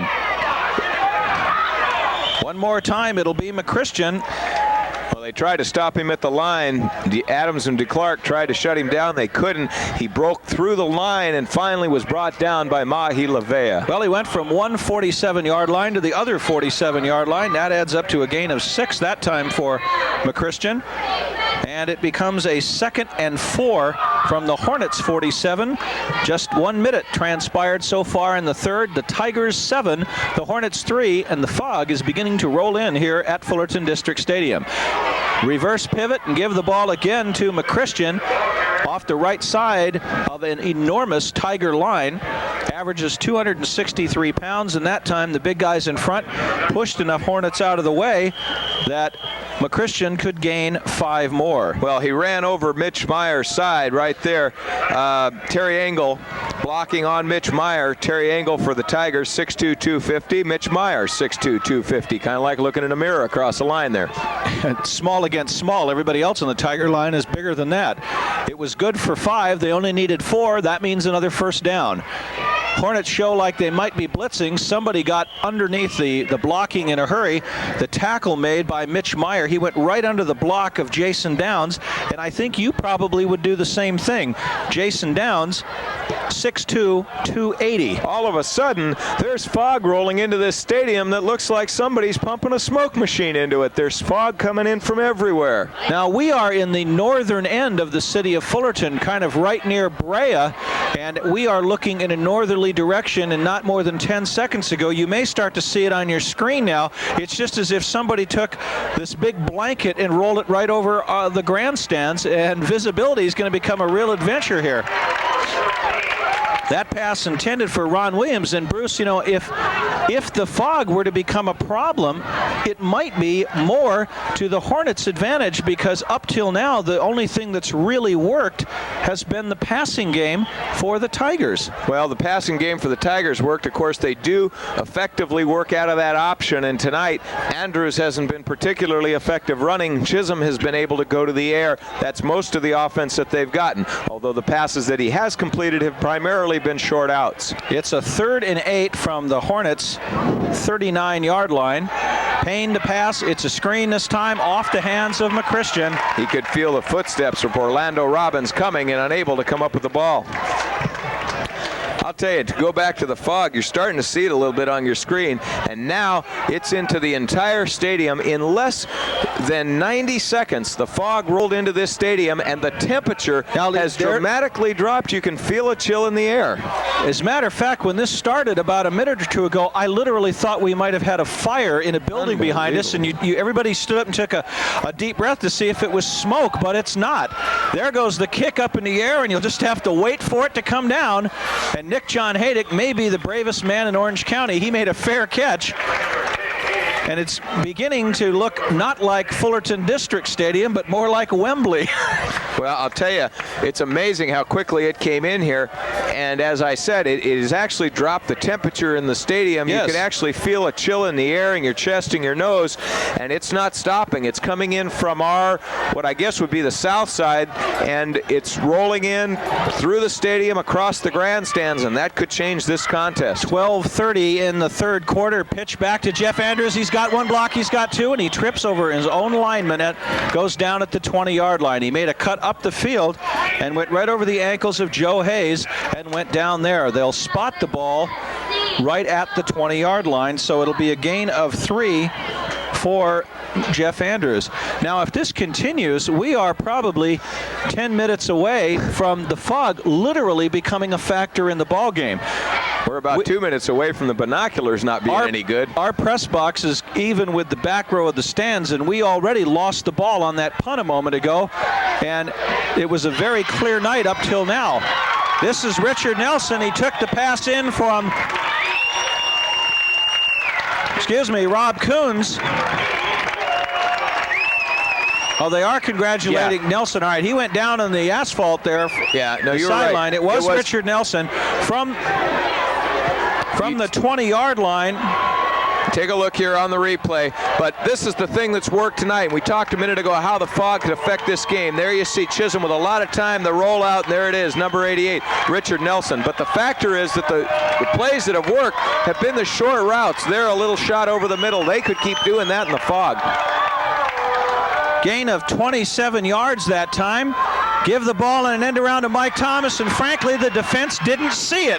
You can't see anything. From here, you can barely see the field. And from the defense being 10 yards away from Thomas in the backfield, they couldn't see the exchange handoff. Now there you can see what's really becoming the story of the 3rd quarter, and we are going to have to write this in big letters. This started about 5 minutes, right after the 3rd quarter kickoff. You remember the Philadelphia-Chicago game a few years ago where Mike Ditka said this year he was ordering in the fog. You wonder if Hal Scherbeck may have rolled in a fog machine. Well, it went from the 47 of the Hornets to the 47 of Riverside. Andrews with the ball, and he'll stop at the 50-yard line. So let's recap for a moment. He's going to be called with his knee down about the 49-yard okay. line. All right, so what we had here after the Nelson play, which was to the Hornets of 47. Then we had the run of 6 yards by Thomas.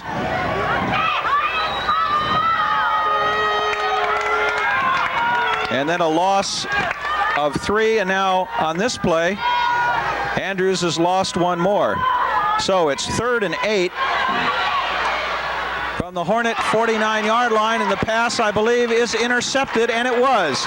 It was intercepted by number 20, Scott Elmore. Scott Elmore, and it went through the hands of the intended receiver, Richard Nelson, and he took a shot from, I believe it was Kenny Deemer, and lost the ability to get the ball. It was tipped back.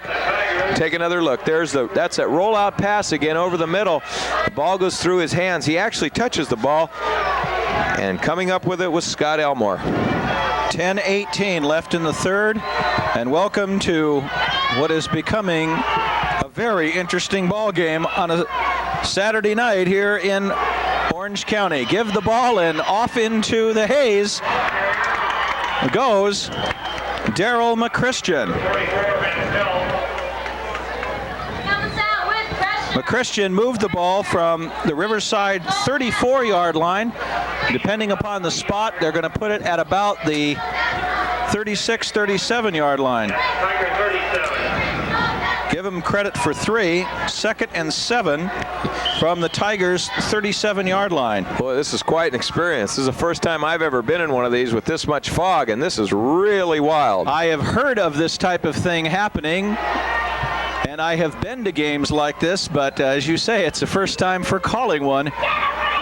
And up the middle from the 40, there's a fumble, and the Hornets come up with it, and Dante Venturelli is the man with the ball. I believe it was McChristian who lost it. He's still on the turf, and they're going to say the ground caused the fumble, and even with the fog, we don't agree with that one. Well, Venturelli's coming up with that ball, and he says, this is mine. You know, when they had the fog bowl at Soldier Field afterwards, a lot of people kind of got on Vern Lundquist's case with CBS for making too much of it, but we are only maybe a half to a third as far off the field as he was, and frankly the fog isn't here as bad yet as it was there. And you don't really see it there looking into the stands, because the camera that did that was in the stands. So they're going to say the fumble was after an advance. There's the pass coming into view, and boy, that would have been a major league catch if it had been held onto by Cameron Lyman. Pass was incomplete. It was a gain of 3 to back up for a second by McChristian, and he fumbled, but he recovered it.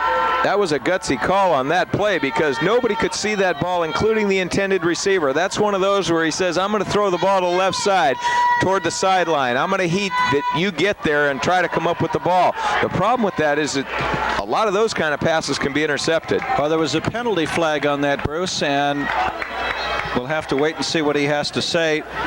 For obvious reasons, we didn't catch the flag. And as we're looking at our monitors here in the broadcast booth, they don't look any different to us than what we're actually seeing in real life before us. 4th and 4 from the 40. We can show you who's going to kick the ball, and we'll show you who's waiting at the other end. The punter is Darren Goodman. The receiver is Nick John Haydick. Take my word for it. The snap is back. The ball is kicked, and it's actually a low snap. Haydick will field it at the 32 and be brought down at the 35. So we've got a 3-yard punt return by Nick John. Boy, I tell you, trying to field a punt against guys as big as he's facing is one thing, but that's something else. The punt was good for only 18 yards.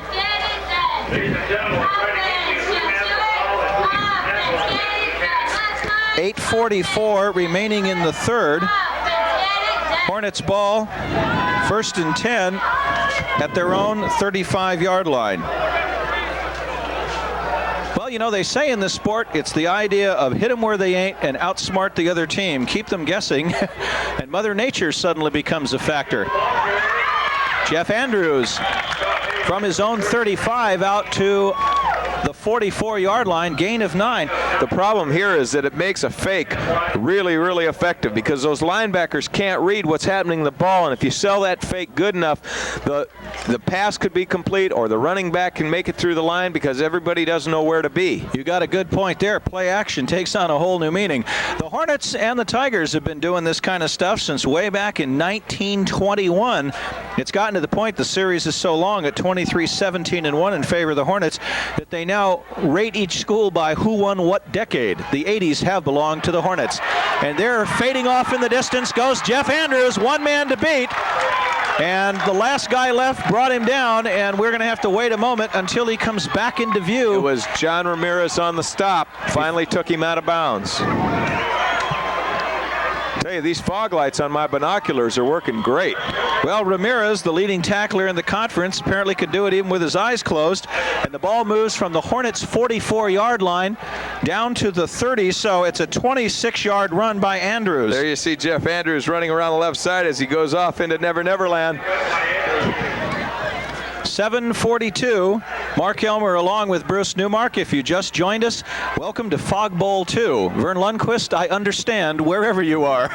7.5 left in the third. We can still see the scoreboard, and it's 7-3.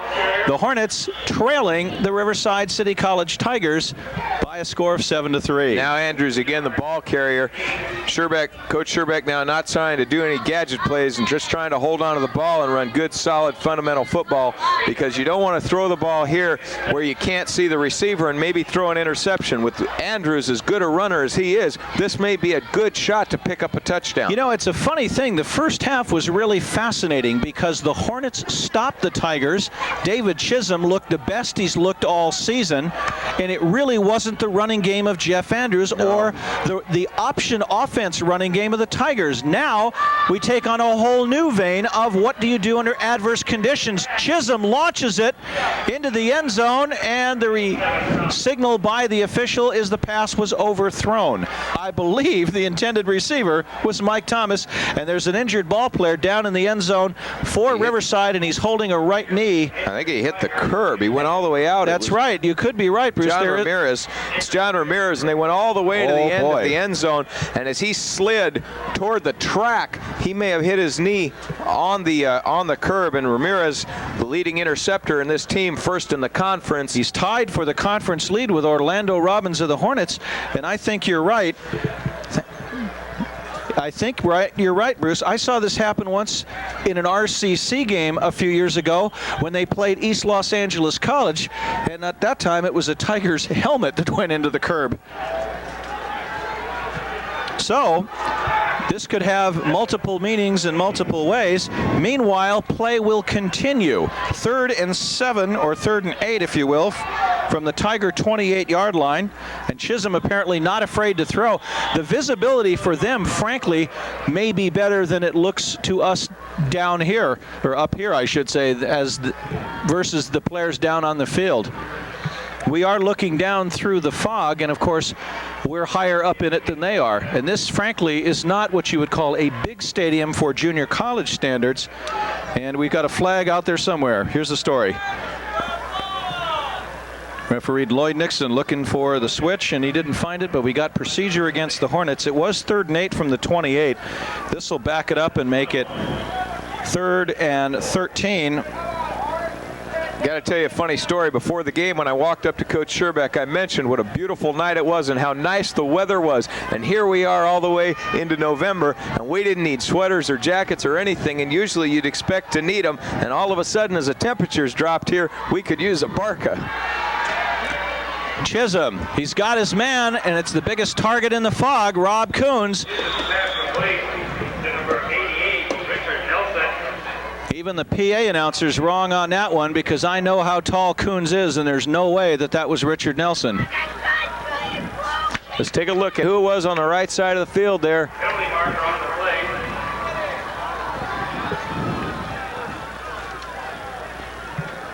Rob Coons is standing out at the 45-yard line as they get ready to spot the ball, and they're discussing first down.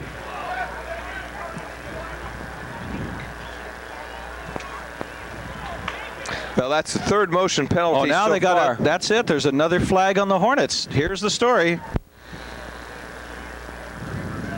Holding against Fullerton. 10-yard penalty. All right, this time it's going to be holding, so that's going to back it up even more.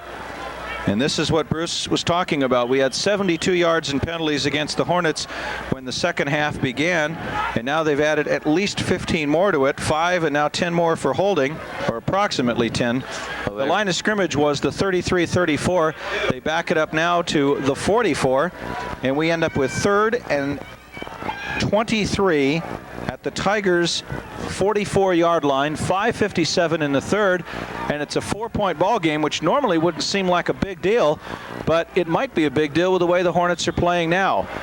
We got a man in motion. Rob Coons, the big tight end, squatted at the line of scrimmage. They're probably going to consider that motion, and the fog has lifted a little on the playing field. This time it's delay of game, and this is really getting out of hand. Even the fans here are aware of how many times the Tigers are the victim of the laundry. Well, on this series right here, there was a 5-yard motion penalty. It's actually on this down. There was a 5-yard motion penalty, then the 10-yard holding penalty, and now a 5-yard delay of game. They're at 92 yards penalties in this game so far, and moving backwards a lot faster than they ought to be. 3rd and 28 from the Riverside 49-yard line. Chisholm launches it for multiple reasons. Wilford, the intended receiver, he can't get the ball, and neither can Fred Easter, who's back defending. Wilford did a very good job. The pass was underthrown. He turned to try to come back to the ball. Easter was right there, and he took Easter out of an interception play.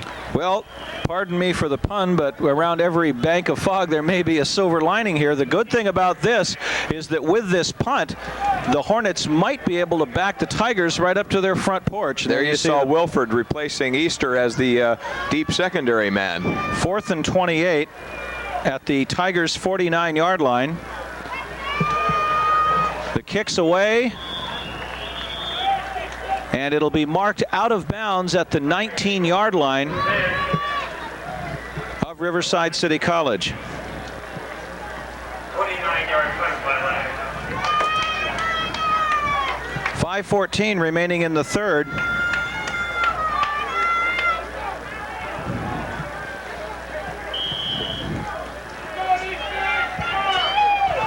There you see the Fullerton Hornet team.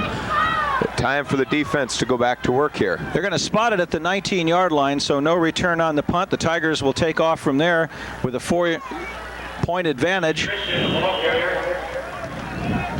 McChristian takes the ball. Looks like the stop was made that time by Mike DeClark from the 19.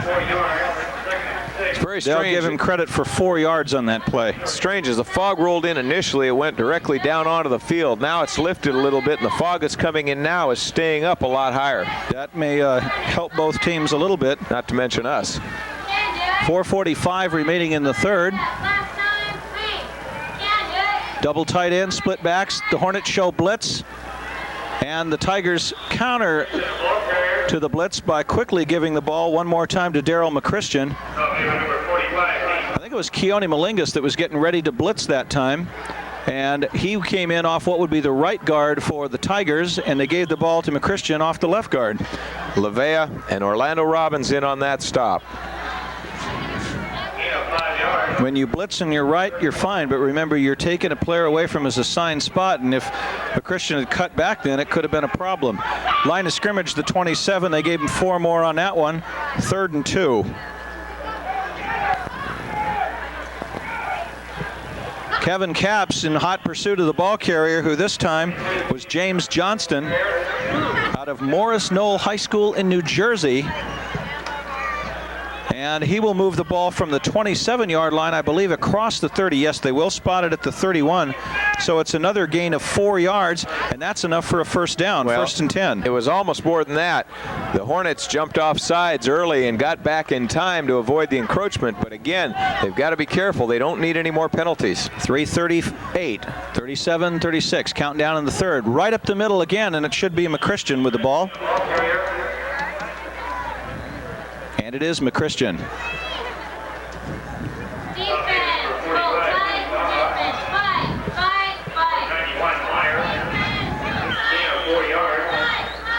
Four more, so 4 plays in a row, and on each one of them, a gain of 4. 2nd and 6. Tigers from their own 35-yard line. There's a good look at the trenches. And you see Randy Payne set that double tight end line, and quickly, one more time, they give it right into the line. This time the ball carrier is Mark Wilson, and he's thrown back immediately. And the last guy getting off of him is Mike DeClark. Now, Wilson's a 185-pound freshman. Mike DeClark's 230, so you can guess who won that war. And there's Wilson going, he's a lot bigger than I am. Somebody else can carry the ball next time. They were at the 35, and after the meeting with Mike DeClark, the ball is now on the 32-yard line. Loss of 3. And that'll bring up a 3rd and 9 at the Tigers' 32-yard line. Split backs, tight end on both sides of the line, and double wideouts. Coming up on just 2 minutes left in the 3rd. And who has the ball? Guess what? Down the field, wide open. And the touchdown scored by Riverside by Cameron Lyman. Unbelievable. They lost everybody, including the 2 of us, to be absolutely honest. I was absolutely sure that ball, you talk about a fake from Payne to Gary Adams.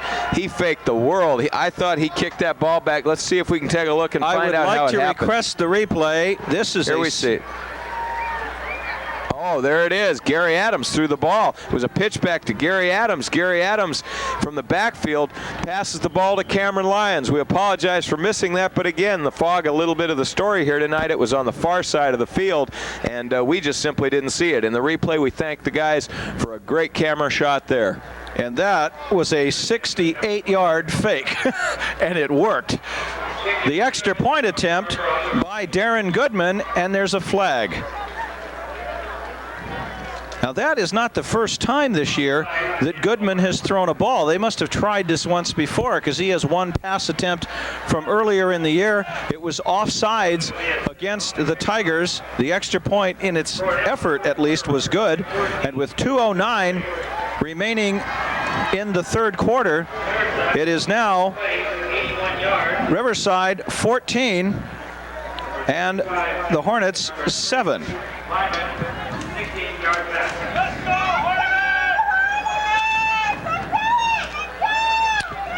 It's a total of 6 plays, 81 yards, and 3 minutes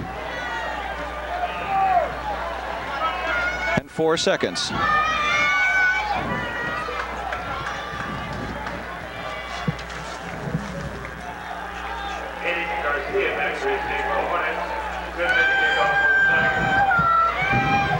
.209 remaining in the 3rd quarter, and frankly, not the game that we expected. Almost no offense in the first half to speak of by either team. A total of only 10 points by 2 teams that, for a game average, if you added their 2 game averages together, almost 60 points. And here we are now with the 3rd quarter almost shot. We've only seen a total of 17 points. Back from his 6 is Nick John Haydick, and he will bring it out to the 29. So Haydick, a 23-yard kickoff return. And with 2:02 left in the 3rd, you go from the Hornets' desire to generate something to the fact that they absolutely need to now. This does not look like it's going to be a 40-38 football game, and suddenly an 11-point deficit is beginning to look like quite a lot. 1st and 10 for them from their own 28-yard line, as the official backed the spot up 1 yard from what we told you. Chisholm will give it to the only running back in that set this time, and that's not Jeff Andrews getting off the pile. That time it was Tony Goulet. Goulet moving it from the 28 to just about the 35-yard line.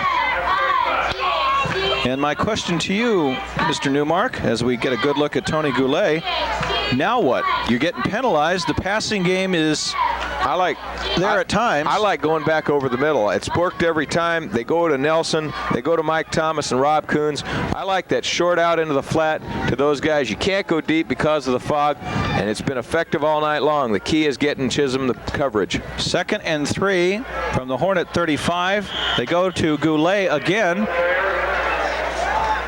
Plus, the other thing is we looked early in the year at how many different receivers that Coach Scherbeck has used. I think at one time we figured there were 10 or 11 different receivers, and when you have that many guys with good hands, you've got Thomas, Wilford, Coons, Nelson, you can go to Nick John Haydick or Joaquin Garcia, and to me, I would think right now with Chisholm, if you can get him the time, you want to go to a short out pass into the flat or right over the middle to the tight end. Goulet did not get anything on that. He will come out of the backfield. Now he comes back in, and I'm beginning to wonder, where is Jeff Andrews? Nelson's in there. They run double tight ends on 3rd and 4. Thomas in motion. Chisholm on a 7-step, maybe more drop. There's the short one over the middle Bruce was talking about. Richard Nelson with the ball, and he got the first down to the 40, so a little 5-yard pass play, and if it'll work, why not? See, that's been working so far. The other thing you had was the fact that Mike Thomas went wide out to the left, and it gave him an option. It gave him the option to go to the left side of the field or over the middle, and that's something that Chisholm needs. He needs several different places to go, because once he gets time, he can complete the pass. Earlier in the telecast, I told you the Hornets had a total of 12 different receivers with a pass reception average of 10 yards or more. I was wrong. They have 13 different guys that hold that average, and then they've got about 6 or 7 more on top of that have at least caught a ball. There's one of them, and that's Rob Coons. He's down to the 43-yard line of Riverside as you hear the gun ending the 3rd quarter, and he is one of many in double figures. Coons' average is 11.2 yards per reception. That time he got 16. There's the score at the end of 3. The Tigers leading the Hornets by 11. We'll be back with more Hornet football after this timeout. 15 minutes more showing on the clock. We're about to get underway with the 4th quarter of the Riverside City College Tigers visiting the Fullerton College Hornets. Well, we started seeing it right there. There were two plays right there over the middle to the tight end, and I expect to see a lot more of that. That's maybe why you're not going to see a lot of Jeff Andrews, except to keep the passing game honest, because they need 2 touchdowns just to get ahead of this team. Well, they started to bring Andrews in before that last play, which ended the 3rd quarter, and I believe he went back out. No, he did not carry the ball. I was going to say he came in, and then it looked like he went back out. Don Norris was the ball carrier that time, another ball player out of Western High School, and he got 1. So it's 2nd and 9 from the Tiger 42-yard line. Well, Andrews was in just before the end of the 3rd quarter for that last play. You are right about that. He was the man to whom they faked the ball and then made the completion to Rob Coons. Chisholm may be audibilizing here. Haydick, no, that's going to be Garcia in motion. Chisholm will roll to the right.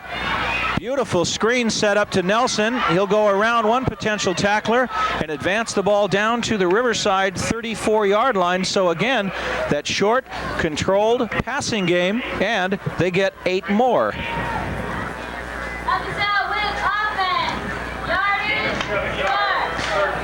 Franklin Means for the Riverside Tigers was blocked excellently by Ward Van Pelt that time, and Richard Nelson, had Van Pelt not blocked him, Nelson would not have been able to make that reception. Wilford and Nelson come out, which means that Rob Coons has gone back in. I formation once again. Goulet and Andrews in the backfield. Thomas, one of the wide receivers. Joaquin Garcia was the other, and they go back to Jeff Andrews. He advances the ball from the 34 down to close to the 32-yard line. Gain of 2. 2nd and 8 at the Tigers' 32-yard line. Mark Elmer along with Bruce Newmark and our Fullerton College Media Services sports crew. Glad you could be with us for what's been a mysterious night here at the District Stadium. Even more mysterious, that's now being called first down. Well, that's because it should be. It was 2nd and 2, make that 3rd and 2, and they got 2 and they needed it. Double reverse there. Jeff Andrews kicks the ball to Haydick. Haydick across and stays in bounds, and they're going to call Haydick down at the 11-yard line. Well, it was a 1st and 10, Bruce. You were absolutely right. And Haydick advances it from the 32. They're going to back him up a little bit to the 12. So it's a gain of 20 yards on the double reverse. Take a look at this replay. Great job, Jeff Andrews on the reverse to Nick John Haydick. There it goes to Andrews. Okay, then there's a handoff back there on the right side of your screen. You didn't see Haydick. Look how he stays in bounds there. He just dances right inside the sidelines and goes out at the 12-yard line. Boy, did he make a great move on that potential tackler in the backfield. 13 minutes left in the game. Hornets down by 11 and trying to do something about it. Chisholm reverse pivots, gives the ball to Don Norris, and I think he made it to the 10, so that would be good for a yard. But he may have paid the price. Somebody is down on the field, and I think it may be Don Norris. He left his feet and went up into the air, and as he ran into a blocker, he was knocked back a total of 4 yards, and boy, he went down hard. I think this is where stomach meets immovable object, namely head of opponent tackler. So he leapt from the 14-yard line and went up heavy into the air, got about the 11-yard line, sustained a block. I'd like to see the replay if possibly the guys in the truck say they have it. I want to thank our crew, Steve in the truck, and the guys for doing a great job, not only camera angles, but having replays. And about tonight, 3 of our camera people tonight are ladies, so that's men and women. There you see, he goes up in the air there and takes a block, really quite a hit. And it's well, the helmet that he met was that of Riverside's Samila Manu, and I remember that name from Riverside Poly High School. 6'1", 225 pounds. And here comes Norris off the truck, feeling like he got hit by a truck. that may have been a Freudian slip. That's one of the more accurate Freudian slips of all time. And Bill Chambers, the trainee, is going to go over and... Or the trainer. Also in the fourth quarter, and explain that. Or the trainee. Well, he's going to be... you have a point there. Bill Chambers is the trainer, and Norris is about to be the trainee at 12:30, and I will plug on in spite of everything. 2nd and 8 from the 10. Chisholm rolls to his right. The receiver is open, and he can see him. Touchdown to big Rob Coons for the Hornets.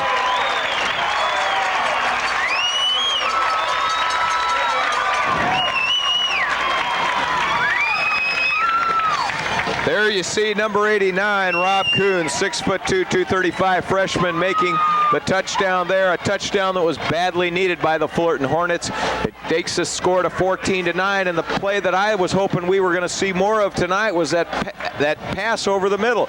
Chisholm there with a lot of time, rolled right, looked for the man over the middle, completed the pass, put the touchdown on the board. Tracy Garrett, the backup quarterback and holder for the place kick, calls for timeout, and they may talk about a 2-point attempt here.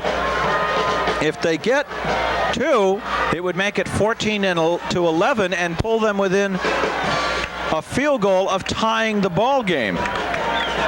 And guess what? They're going for 2. Andrews back in, Haydick back in, Mike Thomas back in.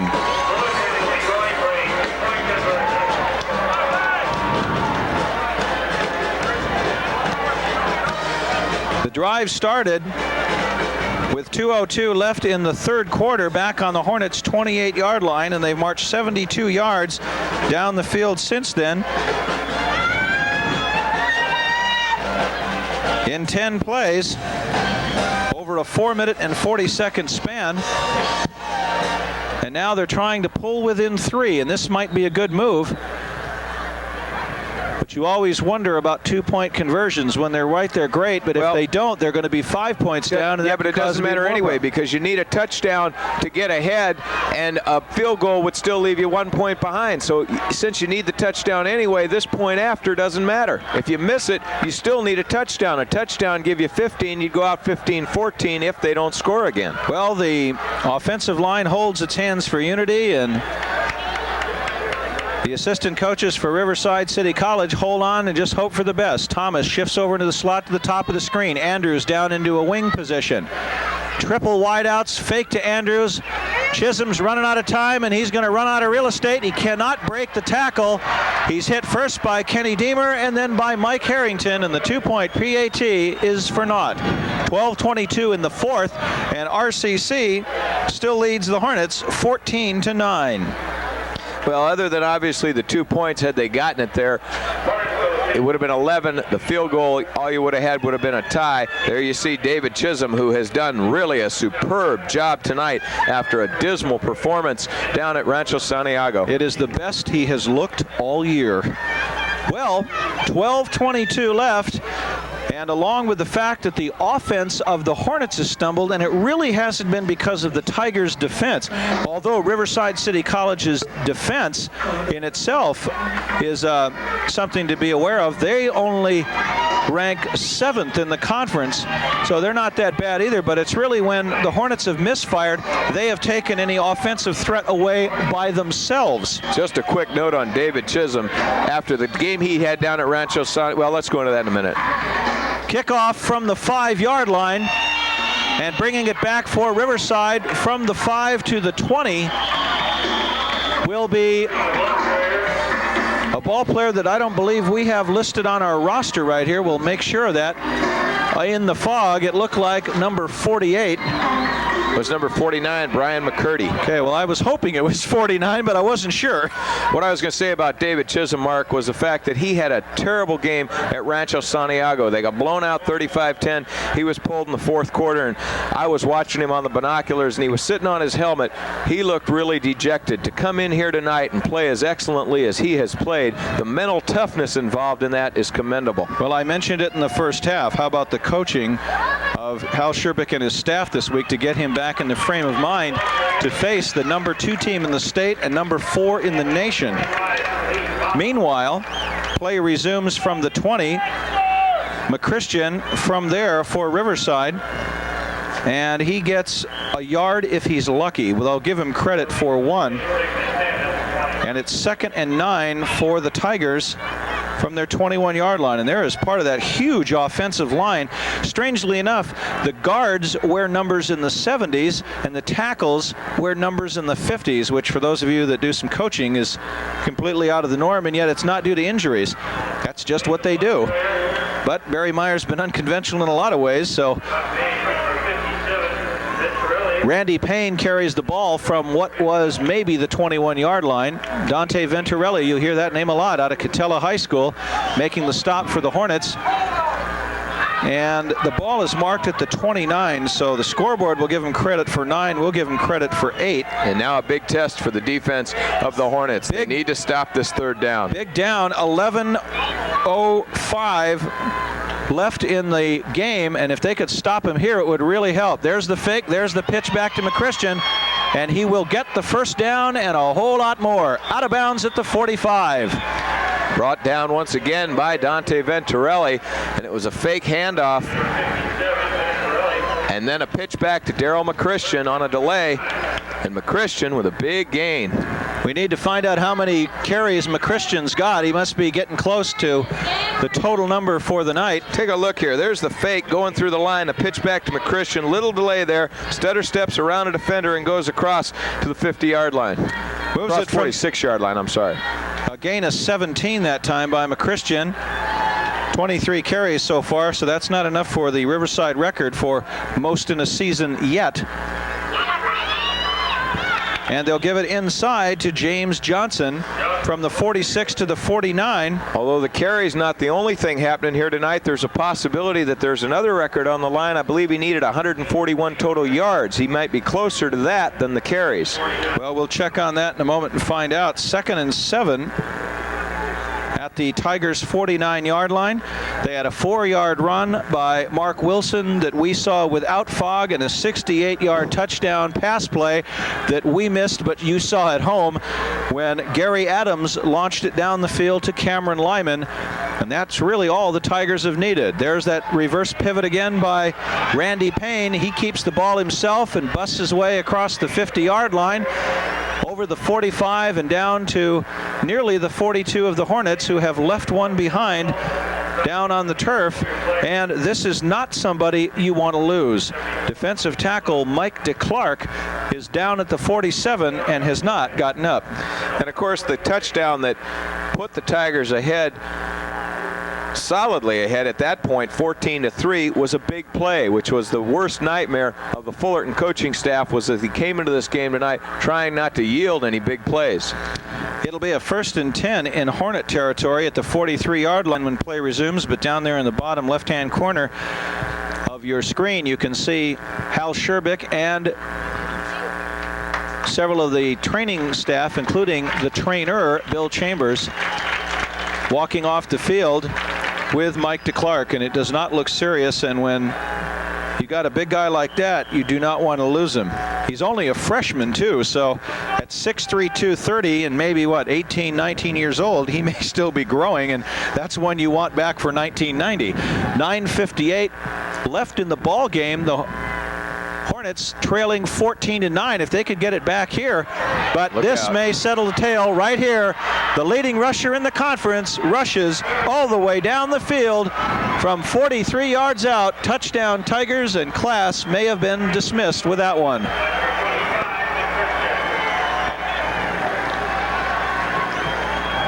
Well, he came into the game tonight for Riverside City College, 164 carries, 1,285 yards, and in those 164 carries, he only lost 18 yards the whole season, 7.8 yards a carry, and you just saw touchdown number 10. Right after the kick, we'll take a look at the replay on the touchdown. Back to kick is Darren Goodman. The score now 20-9 with 9:45 to go. The kick is up, and it's signaled as good. A few moments ago, Bruce Newmark was wondering whether Darryl McChristian was getting close to the single-season rushing record set by Tony Cherry back in the 1981 season. With that play, he just broke it. We'll take a look at the record-breaking touchdown run right there, 43 yards. McChristian, nothing fancy, right over the center of the defensive line into the end zone, touchdown. 80-yard drive. It took him a total of 6 plays and only 2 minutes and 27 seconds. And it's RCC 21 and the Hornets 9. And now the Hornets are in tough territory right here. They're down by 12, 9:45 to go in the fourth quarter, and they really need the offensive line blocking. There you see Coach Sherbeck, who's definitely, the wheels are turning on how you pick up the points you need to win this game, and you got to really go back to the air again. You got to get the blocking for Chisholm, but it's tough with the fog. You got 9:45 left, Bruce, and Chisholm looks better tonight than he's ever looked. If you could strike quickly, the fog is not as bad now as it was before. And remember, that may not be as bad for the players as it looks to you at home and to those of us at the top of the stadium. This will help right here. Joaquin Garcia from the 5, and he can fly. He cuts back in at the 25-yard line, still on his feet, and fighting his way to the 30-yard line. And the guy trying to drag him down with as much force as possible is Anthony Cawthon, a 6'3", 226-pound linebacker. And Cawthon out of Teaneck, New Jersey High School. Boy, he had a long bus ride to get to Riverside. Let me tell you about Teaneck, New Jersey. That is one of the absolute toughest cities in all of New Jersey. And if you come out of Teaneck, you are a tough hombre. You know, that's one thing I always was fascinated about Barry Meyer, is that he would get more out-of-state ball players for JC play than anybody I had ever seen. 9:38 left in the game as that play starts off for the Hornets.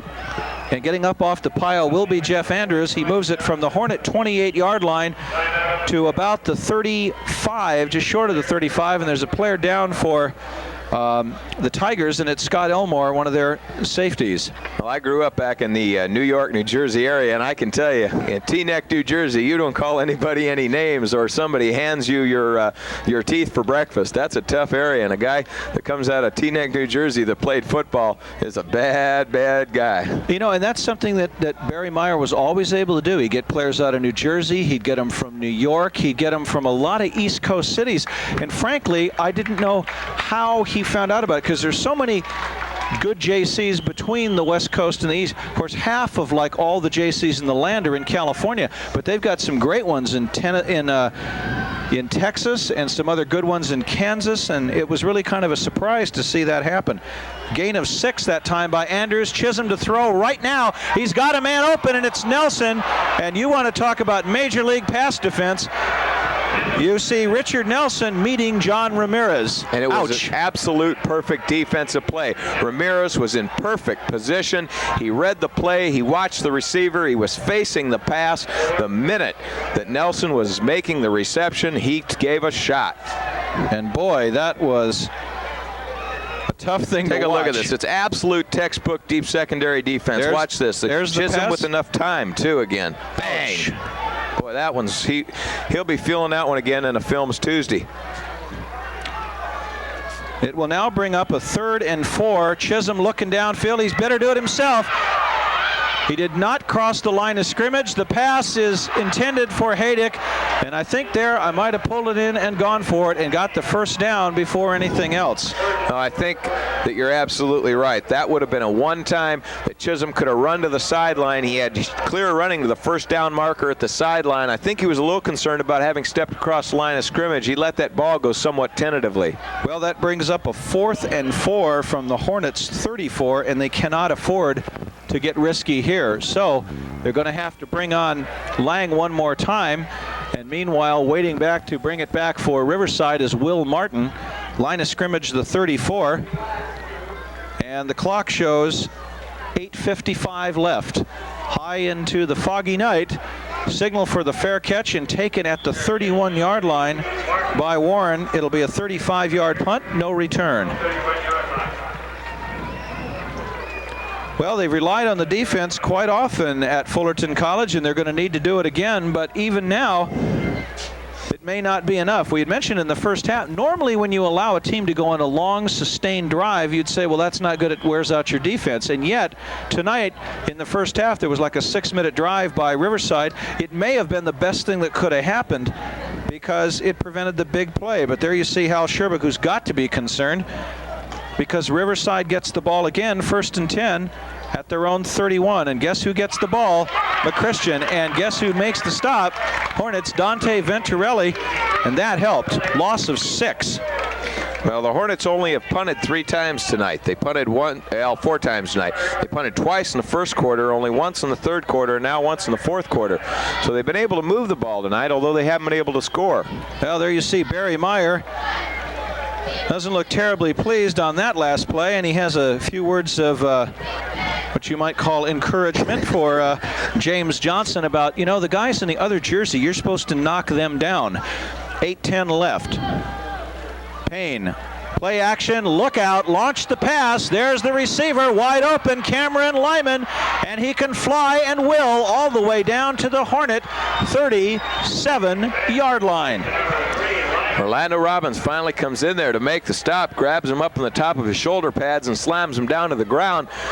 But Lyman actually bobbled the ball, and it was bouncing. He turned upfield. Take a look at the way he turns upfield before he's actually got position of the ball. We had a little technical difficulty there, but he had the ball in his hands. He turned upfield, and he about lost it, and he had to pull it back in to turn upfield and make the 37-yard gain. A few moments ago, the Hornets were down by 5, and they looked like they had a shot. A 43-yard run by McChristian, and now a 38-yard pass by Lyman, and the verdict may be in on the Hornets against the Tigers.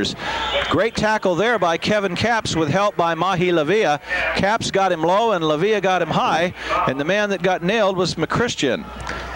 1st and 10 it had been on the 37-yard line of the Tigers, or excuse me, of the Hornets, and McChristian they'll give him credit for 2. 2nd and 8. It'll be from the Hornets' 35-yard line this time. And the biggest enemy of all right now is that time mix up on the scoreboard counting down at 7 minutes exactly. And the fog's going from south to north, and the wind is blowing from east to west. Figure that one out. McChristian gets a belly fake. Payne will follow him through the hole. Another Barry Meyer trademark. And the ball goes down to the 28-yard line. A gain of 7 more. 3rd and 1 from the Hornets 27. Fullerton with only 2 timeouts left. They used 1 timeout already in this half. Well, with what's going on as this game is being played in Mission Viejo, the Saddleback Gauchos, who are normally good but have been terrible in '89, may be surprising Rancho Santiago. You have to wonder what next week's ball game will be like as well when the Gauchos come into Fullerton District Stadium to take on the Hornets, and those two schools go back a long way together. The story of the first half we talked about was penalties. 72 yards during the first half for Fullerton, but yet they were able to move the ball and stay in the ball game. This half now, only 20 yards in penalties, but unlucky for the Hornets. Offensively, they've begun to stall. Well, they needed a yard and they got it, and I believe it was McChristian that was the ball carrier that time. 5:50 remaining in the ball game. It was McChristian. We've confirmed that. There he goes again, and inside the 25. And there you see a major league double team by Jason Downs and Curtis May, and you can understand what they did. The both of them double teamed Mahi Lavia, the left inside linebacker, to blow him out of the hole where McChristian was going. Lavia weighs 220. Collectively, when you add together Curtis May and Jason Downs, they together weigh 540 pounds. Needless to say, Lavia moved out of the way. 2nd and 9 from the Hornets 25. Payne pitches to McChristian. He had a 43-yard touchdown a moment ago, much in that neck of the woods right there, but not this time. He's slowed down by Keone Malingus and then Orlando Robbins and Eddie Napper in the neighborhood. That's been a troublesome play so far tonight for the defense of the Hornets. That pitch back to McChristian has played havoc with their defense tonight. Now that was what you might call for McChristian a busted play. He still gained 5. 3rd and 4 from the Hornets 20. And taking their own sweet time, the Tigers slowly walk up to the line and are on their way to walk into a 9-0 record for the 1989 season. Right now, I'd have to give the nod to El Camino, and the two of them could meet in a bowl game for the national championship. Pass is intercepted for the Hornets at the goal line and brought back from there by Chucky Bibbs out of the cornerback position. 4:12. Is there or isn't there? Well, I was just going to say, just before he took that snap, I was going to say if they can stop him from scoring here, there's 4:12. If you run the air game effectively, there's a shot. Take a look at the replay. There's a pass from Payne, intercepted right at the goal line by Bibbs, and then he's stopped by the intended receiver. But with 4:12 to go, there's time. You're only 2 touchdowns down. If they'd scored there, it would have been lights out. Well, they're down 21-9. The scenario is 4:12, and they're 95 yards away from what would be the first of the comeback TDs. Chisholm was going to pass, drop back. I should say was going to pass, step forward, drop back again. And on his second drop back of a single play, he completes it to Mike Thomas, and the ball moves from the 5-yard line out to the 30. That was not only a big play, but what a great job the line did of keeping him covered, because he took a lot of time in there, and plus for him, he hung right in there. Well, we just passed the 4-minute mark left in the ball game. Hornets from the 30-yard line. Chisholm took a snap, went back 2 feet, looked like he was going to go forward, literally walked right into the pit between the two lines where he could have been sacked right at the goal line. That didn't work, and he dropped back and threw a 25-yard pass. Dropped back in the pocket this time. He's got time. Thomas right over the middle. 1 receiver against 2 tacklers. Now it's 3, 4, and 5, and Thomas is brought down at the 35-yard line. Gain of 5 more. Clock counting down at 3.5. I got to wonder why they're taking so much time, why they're not maybe sending in 2 plays at a time. Oh, I think they probably have done that. They're being signaled from the sidelines. And if I remember right, the Hornets only have 1 timeout left. I believe they have 2 timeouts left. I believe they took 1 on the, Tracy Garrett took 1 in the 4th quarter, and I don't think they called a timeout in the 3rd quarter. 3:05 left. That's just not enough time to get it done. Chisholm now, though, swings it out on the far side. I think that's Richard Nelson from the 35. He loses the ball when he hits. It came out before he hit the ground at the 38, but I think they're going to say his knee was down.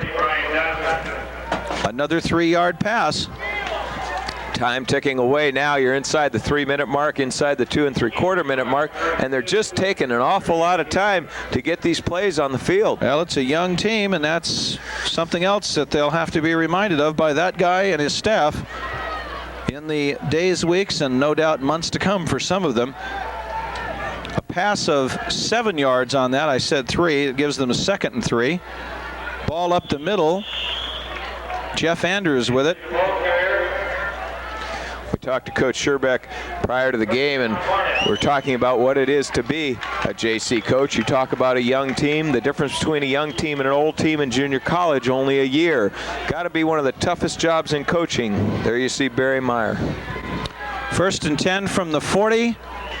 Attempt on the far side to Nick John Haydick. The ruling is he did make the reception at the 47-yard line. Gain of 7 by Nick John Haydick on the pass from Chisholm. You know, even in high school, coaches get 4 years with players in a program, and Mark, I can't even imagine how tough it would be. Well, it is, you know, but in defense of that, something else too you got to keep in mind with Victor Williams last year and his brother before that. Hal Scherbeck actually had those players for 3 years because each one of them redshirted, but even that is a rarity in junior college, and it's really tough. You stop to think of, I mean, most kids even in like Pop Warner, they play for the same coach for 3 or 4 years. Even if they gain weight, the coach may move up with his team in size and weight and age, and it's a tough deal.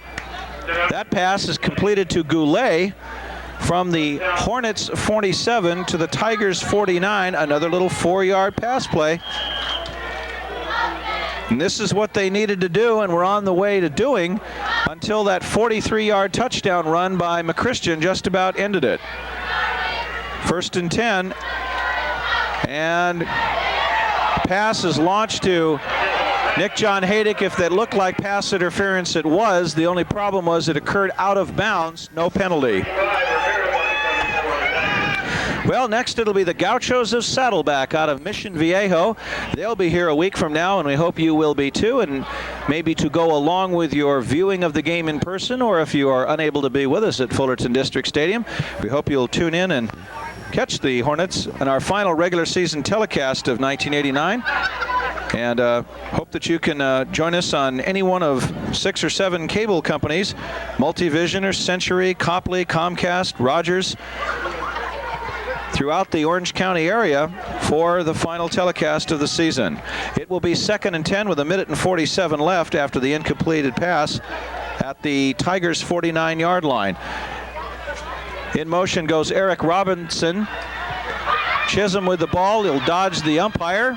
He'll dodge 3 or 4 tacklers, and he'll go down at about the 41-yard line of the Tigers. Gain of 8 for Chisholm, and the clock just keeps on ticking. Chisholm there doing everything he could to try to get out of bounds. He knew he needed to get out of bounds, and Fullerton takes a timeout. When they can continue, it will be 3rd and 2 from the Tigers' 41-yard line. And there you see David Chisholm getting the congratulations to some of his players and discussing what's going on with Hal Scherbeck. In the background, you hear that popular rap tune, Bust a Move, and that's just exactly, I guess, what you could say kind of shut the door on the Hornets, because they went to a short, controlled passing game. It looked like it was going to do it, and then up stepped the conference's leading rusher, none other than Daryl McChristian, and he literally busted a move of 43 yards for a touchdown, and not only put the Tigers comfortably out in control 21-9, but he also busted the single-season rushing record for the Riverside City College Tigers, which had stood since back in 1981, set by Tony Cherry, who up until about 10 minutes ago was the best runner they ever had at the Inland Empire School. 1:32 left on the clock. We went from beautiful skies to what looked like downtown London, and now it's just beginning to look like downtown LA after a major traffic jam. It is fog, but it looks like good old air pollution, but it's not. The pass complete from Chisholm to Rob Coons. There's going to be a hanky thrown after the fact. This time I honestly don't think it's a Hornet at fault, and it should not be holding, but the Tigers think it is.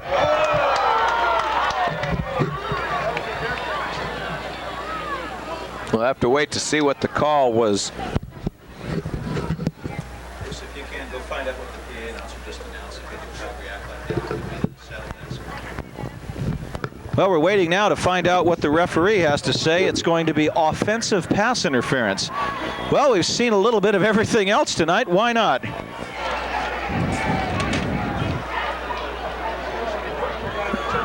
As if things weren't going bad enough for the Hornets right now. They're going to back it up, and it's going to be offensive pass interference. Minus 15 yards on the penalty. That's problem number one.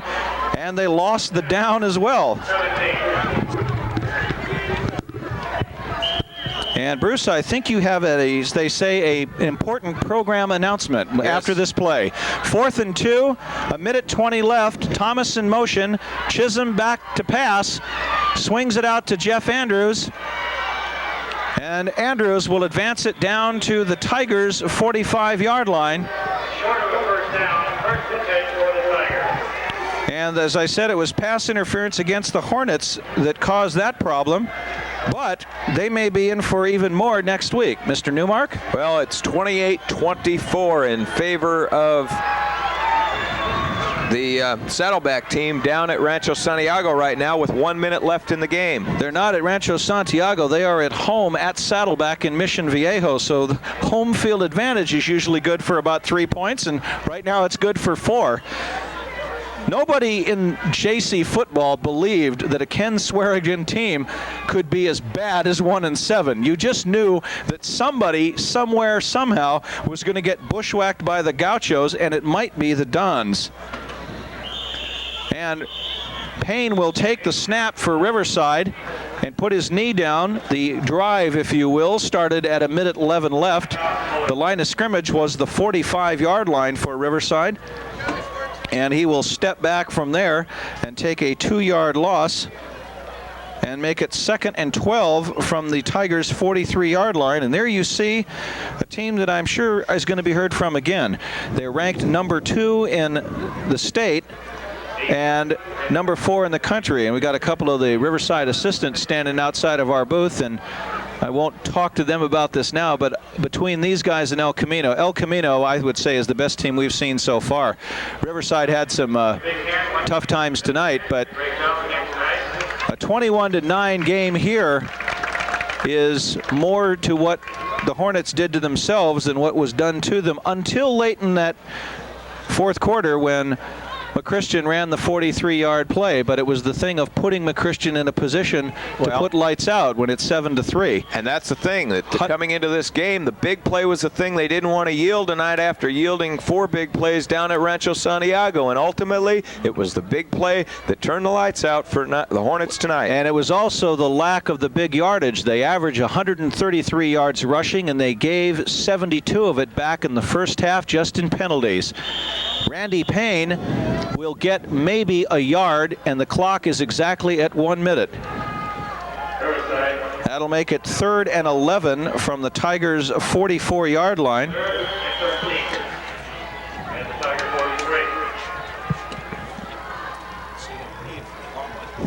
45 seconds left in the ball game, and the clock counting down. Well, all he's got to do now is go to the line, put his knee down one more time, and players can go to the field and shake hands and say goodbye. You know, it's been a tough thing, but you kind of have to wonder about where this team's going to be in the future. I think they just flat got beat by better athletes when they played El Camino. That's an outstanding school. You play Riverside or Rancho Santiago, and you just plain got outplayed. Tonight, it was an issue of really, if you will, beating yourself. I think you might as well say it. So you get into a scenario where you've got a young team with a lot of talent who quite literally has taken their lumps. Although this is only my 2nd year with Fullerton College, I would say this may be where Fullerton was 2 years ago before they were the runners-up for the national championship in 1988. This is not a lot of fun now, but they could be really a force to be reckoned with in 1990. And they're not through yet either. Payne puts his knee down with 15 seconds left. And the celebration begins for the Tigers, who are about to go 9-0.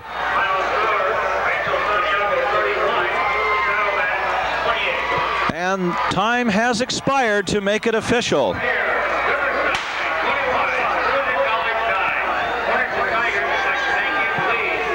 And we understand, just as the gun sounds here, there apparently was a late game touchdown scored by Rancho Santiago, and they have beaten Saddleback 31-28. So that kind of tells the tale here and there. And next week, that team down there in Mission Viejo will be up here to take on the Hornets at Fullerton District Stadium. For Bruce Newmark, I'm Mark Hilmer, and on behalf of Fullerton College Media Services, we were glad you could be with us tonight for some JC football, and we hope that we'll all get to do it again 1 week from now. The final score once again from Fullerton District Stadium: the Hornets bow to the number 2 ranked team in the state, the Riverside City College Tigers, 21-9. Good night, everybody.